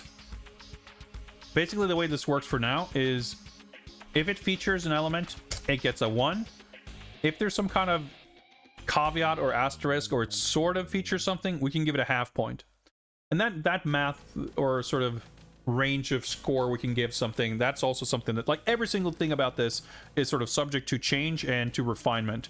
And None of the scores are final until we have all the data for every game anyway. But we can see it as kind of a you know, current state, like how it happens to check out for the time being. All right, so Tomorrow Never Dies certainly has gunplay, has a lot of it. Does it have fisticuffs? It does not have melee combat, but you can stealth punch dudes.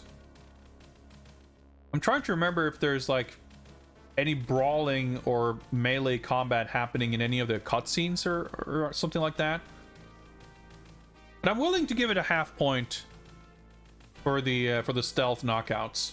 I think that's, because if you think about it, Bond films doesn't, you know, we don't necessarily see Bond engage in, I mean, we do in many situations engage in like actual, you know, fights, but it wouldn't seem atypical or out of character to see him just stealth chop a dude to knock them out or whatever. So I think it should count for half point. Yeah, I'm excited for Everything or Nothing. That's a game I've never played, but I don't know, Bond, you know, the whole reason I'm doing this project is because Bond is such an eminently like video gameable property. Like, you have this action dude who can punch, who can shoot a gun, who can drive all manner of vehicles. He does cool stunts. Like, there's so many elements that you can translate to very video gamey things, and it's been so exciting, especially in this like nascent period of these computer games, to see how every different game has attempted and sort of approached the adaptation of Bond so differently. And I think a lot of them have been pretty successful in different ways. But I do feel like, in a lot of ways, that kind of PS2 Xbox era is where it really kind of came, the word, sort of found its footing, you know? And like I said, I don't think any of those games, with the exception of Rogue Agent, have a reputation for being bad. And that's taking into account that like people love to hate on licensed games for some reason.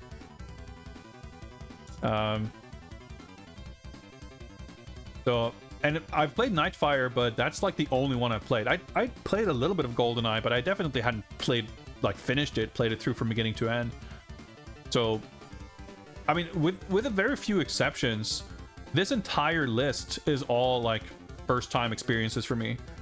You know, I had the Mega Drive version of the Duel as a kid, and I'd played Nightfire, and I'd played a little bit of GoldenEye, and I'd played a super tiny amount of Stealth Affair as a kid. But other than that, like, every single game has been completely blind for me. So it's exciting to go into an era of games that I think largely have like a good reputation. Stealth chop that renders his opponent unconscious, more of a Man from U.N.C.L.E. kind of thing. It's fair enough, but I still think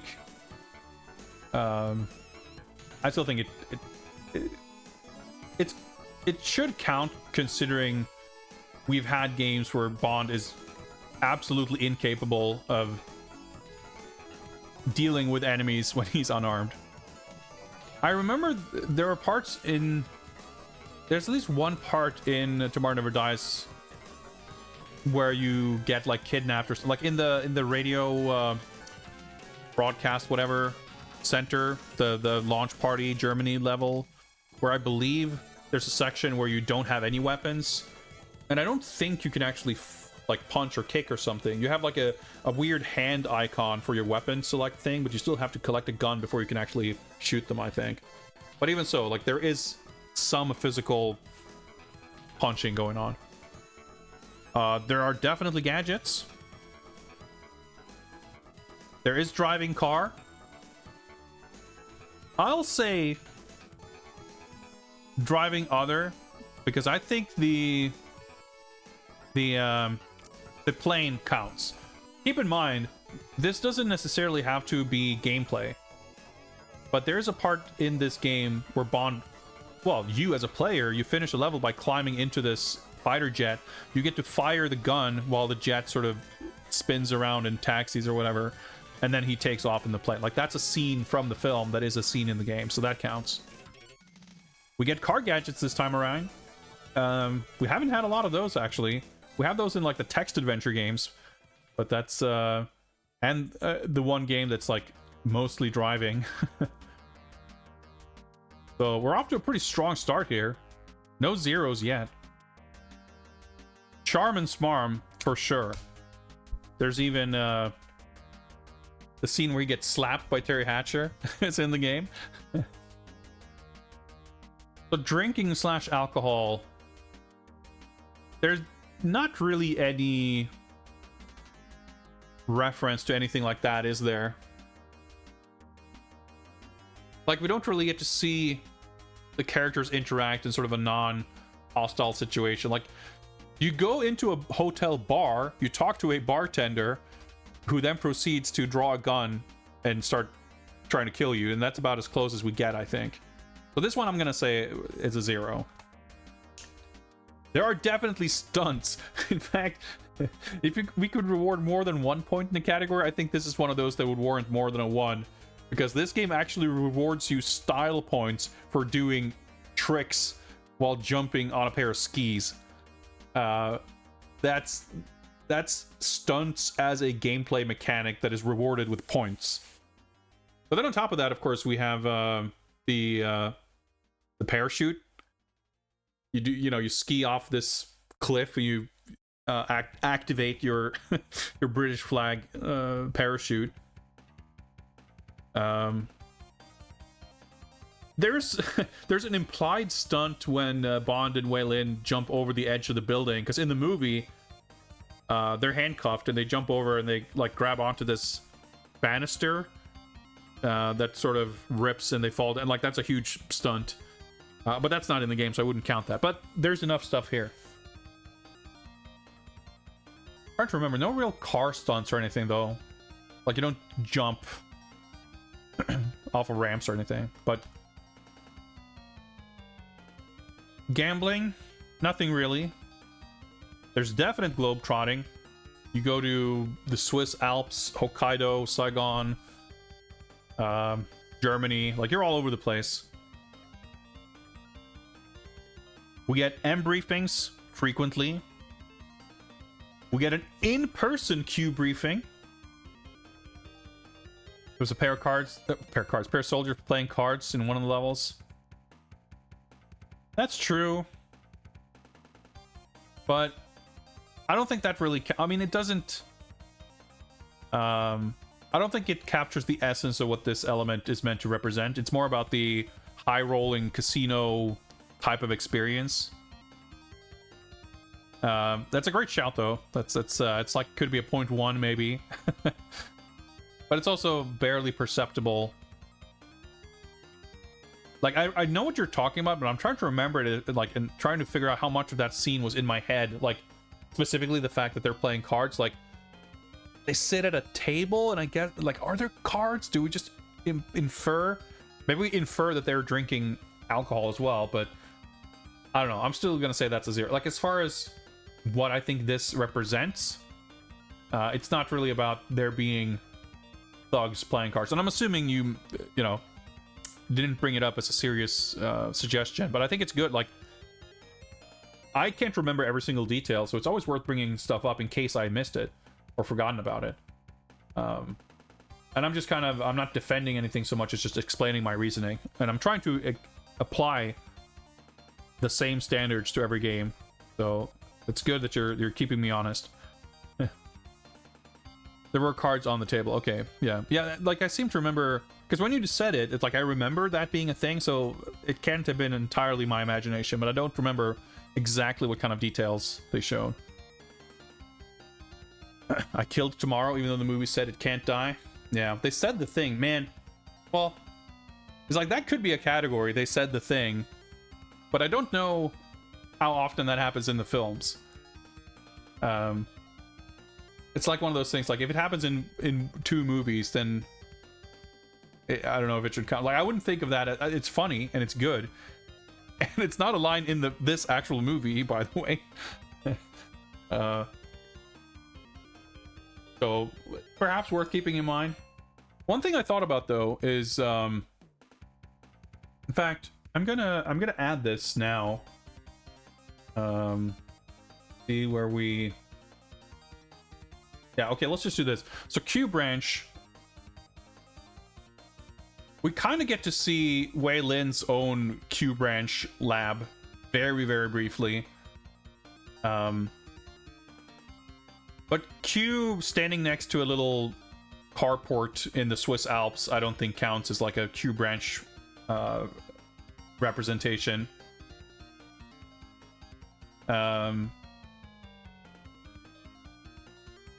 So the Q branch category is kind of mostly for do we get a, like, it's more of a location type thing, like are we in an actual lab or something. I'm trying to look here. So Living Daylights, yeah, Living Daylights has like a Q branch screen in between levels where you see this whole lab, and that's like the menu where you pick gadgets. The Spy Who Loved Me has the Q branch truck that you drive into with your car, and like Q is on screen and you see like all this stuff. So it's not so much about Q the person being there as much as like the lab or a lab like atmosphere. And I don't believe we had anything like that in this game. Yeah, so Q briefing, like I love seeing Q in person in the game, but the Q briefing can have, like GoldenEye has Q briefings even though he's not there. So I don't feel like we need a third, like Q being present in person is like, if I'm trying to think of how we would score this in the films, like Q being present is such a inseparable thing from the Q briefing, because Q is not going to be there without briefing Bond on something. And I don't think there's any Bond film where Bond receives a Q briefing in the form of like a letter or something like that. I mean, I could be wrong. There might be some movie. I know Q isn't in every single one, but I'm not sure if, like, I don't know. So I don't think it makes sense to add like a third category for that.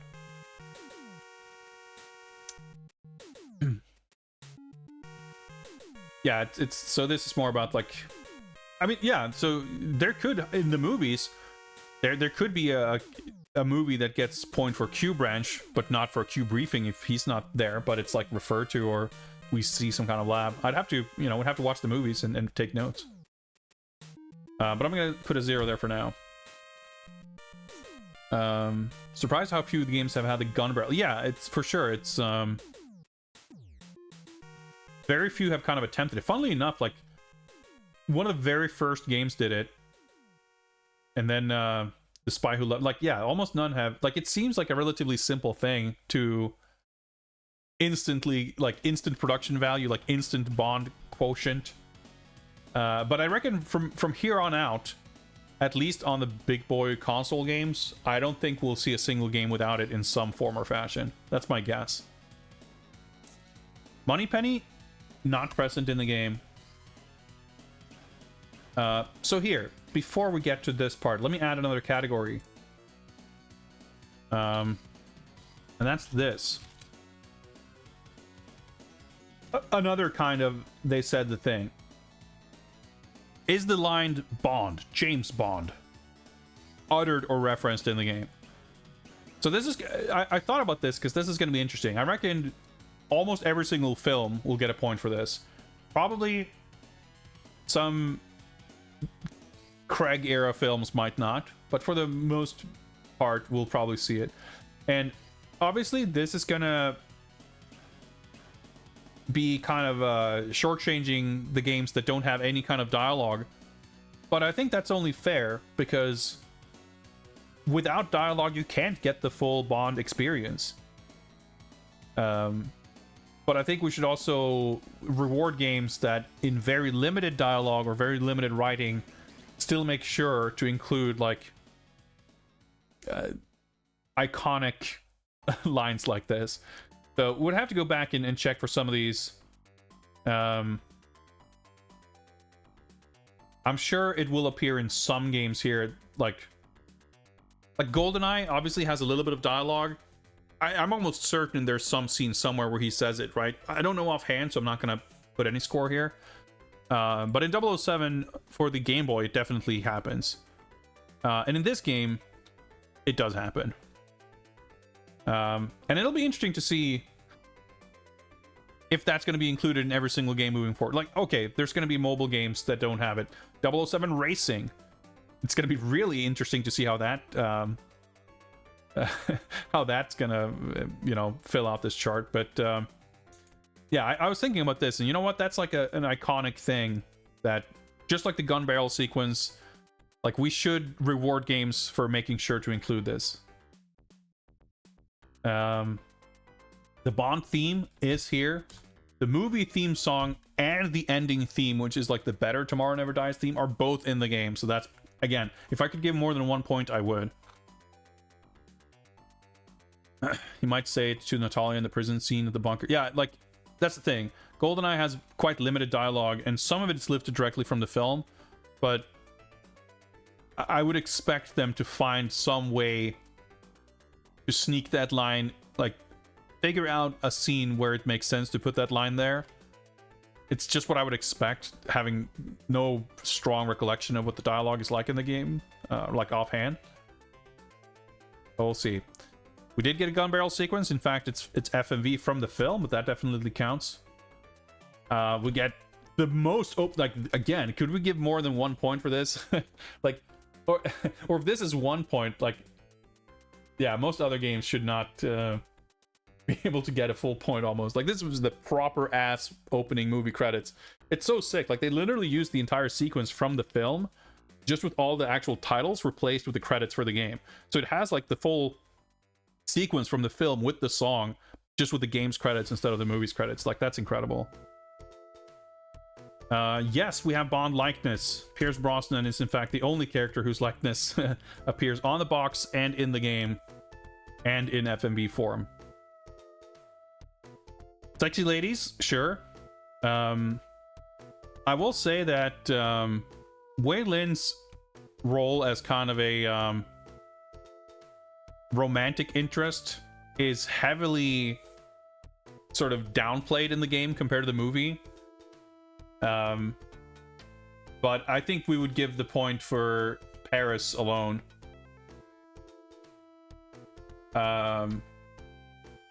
We only get to see, well, much like in the film, I guess, because she's in like 2 scenes. We only see her in her like night gown, whatever. And she's clearly there to be a sexy romantic interest than any real other purpose. He does say the line in GoldenEye. Well, I'm gonna leave it blank for now anyway. Not that I don't trust you, but I'm gonna try to be thorough and kind of go through this at a later time anyway. So, but that's unsurprising. It's what I would have expected. Actually, you know what? I will add this right now, if only because GoldenEye is currently the game with the highest score. And if I didn't add this here, the Game Boy game would go above it, which isn't a wrong or bad thing in itself, of course, but I reckon that Tomorrow Never Dies will score very highly as well.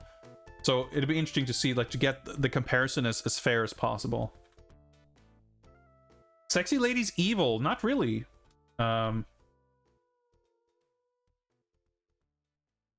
Dick Power. So this one, for those of you who may be new to this, may be a little confused about what that means. Basically, this refers to Bond's uncanny ability to seduce women, whether they or he, like, whether anyone involved wants that to happen. It just seems to happen. Very prevalent in the older films, especially like the Sean Connery films, where like some lady tries to kill him and then he like sexually assaults them and then they fall in love for the next hour anyway or whatever. That's like a recurring thing.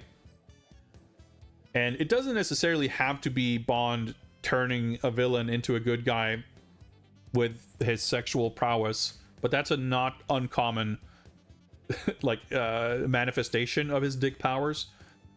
But typically, you know, it's seduction that happens in a sort of peculiar or weirdly convenient and quick way. I don't know. I would say in the movie, that's very much a thing. because he shows up and he meets Paris, and they had like an old fling or whatever. And famously, you know, she slaps him when they first meet because she's like, "Oh, you walked out on me years ago," whatever. And she's now married to Carver, which is why she's like relevant in the first place. And they talk for like 5 minutes, and she willingly, knowingly, we have to assume, risks her life, and in fact does get killed, just so she can go to Bond's hotel room and sleep with him, basically, right? Like, Carver is not secretive about murdering millions of people for numbers go up. I find it hard to believe that she would be married to him and would have no idea that he's a fucking murderous lunatic. Like, setting aside his you know, ostensibly non-public plans for global domination or whatever, he treats her like shit, right? And he seems like he would be the dangerously jealous type. So even if he wasn't you know, a global threat Bond villain, he seems like the kind of guy who would be very toxic. So we see the evidence sort of in the film of Bond's dick powers being powerful enough to convince her to essentially write her own death sentence just so she can spend a night with Bond. Now, that's all in the movie. And I was thinking about this earlier today. How much of that is actually in the game? Because in the film, Bond is staying in a hotel, and I forget the exact details. I don't think he invites her or convinces her to come so much as she kind of invites herself. But in the game, M sort of explains that, you know, we have arranged a meeting. We've arranged to meet Paris at the hotel. So it's you know, it's ambiguous, but it's less implied that it's Bond's hotel room. Bond has to like travel to this hotel to meet her. So she's still like convinced like Bond to, I don't know. The meeting and exchange of some kind of information, I guess, happens. Although in both the film and the game, I'm unsure of what actual information they get from her. But the sort of romantic sexual tension sort of element is implied at best, I would say. And I mean, in the film, I would say that Wei Lin is, you know, by Bond movie standards, fairly resilient, if not impervious, to his dick powers. But even then, there's like romantic tension between them, right? And that's not present in the game at all. So I think, you know, given what they could have done, like the fact that they sort of seemingly rewrote the premise for why Bond and Paris meet up, and, you know, clearly, well, clearly is maybe not the right word for it, but like in the film, she comes to his hotel room, they have sex, and she, I guess, sticks around, and by the time Bond comes back, she's been killed.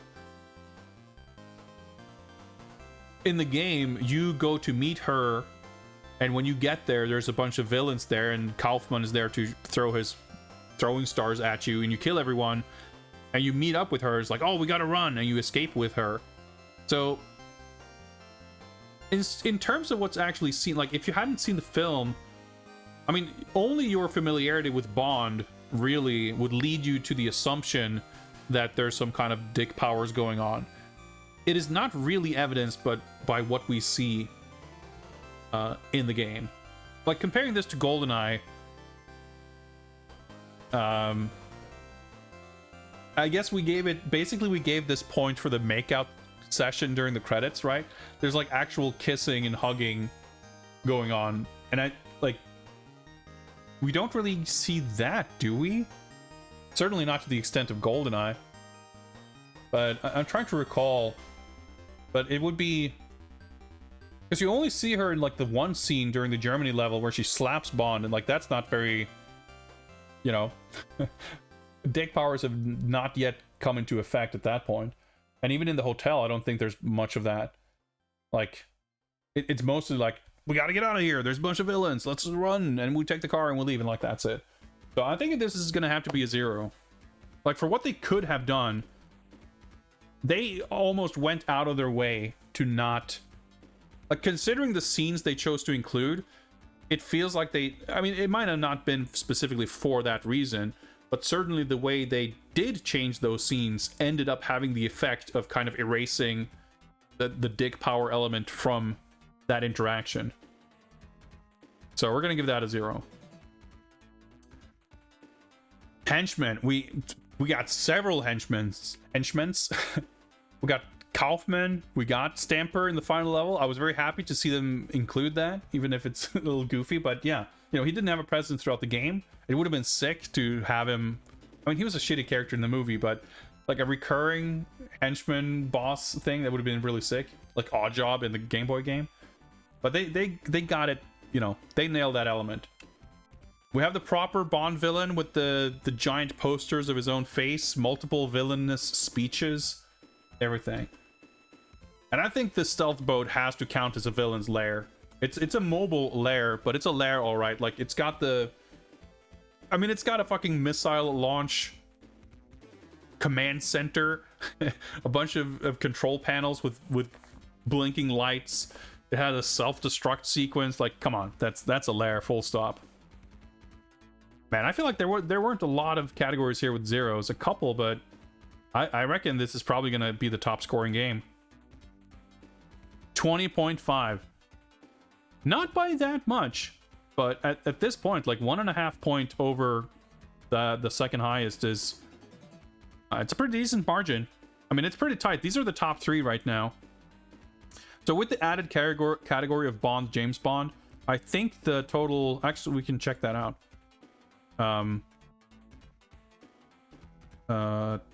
27. Okay, let's see. Yeah, okay, I thought it was 26, but okay, 27 is the hypothetical top score currently. So 20.5, not bad, not bad. I'm extremely excited to do this research for all the films, so that we can get the correct weight values for each of these categories. I'm not going to immediately jump back to watch every single film, but certainly every film that we watch from here on out, I'll be filling this out, or I'll be filling out an equivalent spreadsheet for the films. Because what I want to do, and I've mentioned this before, but I mentioned it almost as a joke, but I'm 100% on board with this idea now, is I will watch every Bond film and I'll compile these scores. Well, actually, the score itself is less relevant, but I will compile the data here for whether these elements are present or not. And we will calculate a weight to each of these elements based on how frequently present they are in the films. So something like the gun barrel is going to score very, very highly. The Bond theme, I reckon, is going to score very, very highly. But a Q briefing, for example, might score a little bit lower. Gambling, like some of these things are a little bit more specific. You know, driving other or car gadgets, they're probably not going to be in as many films as some of these other things. So that means that if a film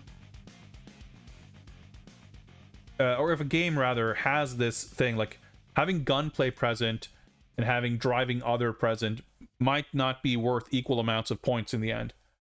I think that's going to be pretty fascinating, and it's going to be really funny to see how that checks out. So I'm excited about that. And speaking of, we're going to have to watch The World's Not Enough before we play the game. Games, even, plural, right? I think most likely we will end up watching it on Saturday night, because Saturday's stream will be dedicated to unboxing some toys. I have received a shipment of action figures to be unboxed, and I will be collecting a second shipment of action figures tomorrow. And we'll have a bunch of stuff to look at. And I will also endeavor on Friday to fully set up my new action figure display shelves in my bedroom, such that I can unbox figures and actually put them somewhere, which I'm very excited for. So Saturday's going to be more unboxings and action figure talk.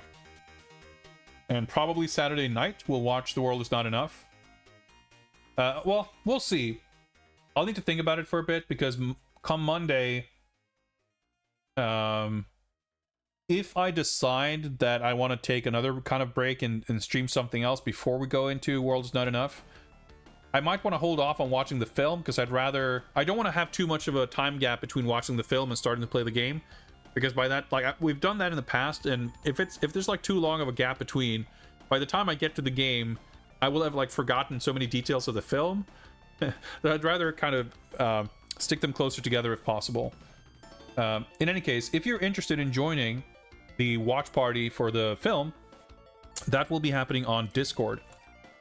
On my Discord, we have a movie zone for community watch-alongs of movies. As we're doing Bond games based directly on Bond films, we always make sure to watch the film before we play the game. But we also do other movie nights. They tend to be based on video game movies. So we've been watching, we had I think it was October last year when we did the Resident Evil month. We watched all 5, 6, whatever, however many of the original W.S. Anderson Resident Evil movie series. And we watched a bunch of other stuff, and most recently we watched the entirety of Mortal Kombat Conquest, the live-action TV series, which was a great time. So if that sounds like fun, do feel free to click that link and join my Discord server. We're a little bit early, but I think we have had a full... Actually, never mind. I just looked at the clock. We're not early at all. It's over 10 p.m. Whoops. I thought we were early, but looks like we're perfectly timed here. Anyway, I guess that means it's time to wrap up. I'll be back on Saturday to unbox some action figures and whatnot. And if you're interested in that, do feel free to hang out. In fact, even if you're not interested... you're more than welcome to just hang out and chill and chat and have a good time anyway. But before we leave, let's see here what is happening on Twitch. Who can we raid? Let's see what is going on. Man, the ever-present issue of 8,000 streams and not even really sure where to go. I haven't rated Abs in like 400 years, so let's do that. Absurdity is playing Vampire the Masquerade Redemption. Seems like a seasonally appropriate game. So let's go say hi to Abs and wish him a happy Vamptober. Thank you very much for hanging out, everybody. This was a bit of a roller coaster, but I'm excited and happy that we finally finished this game. So, see you guys back on Saturday for more stream goodness. And until then, take care. Thank you very much for watching.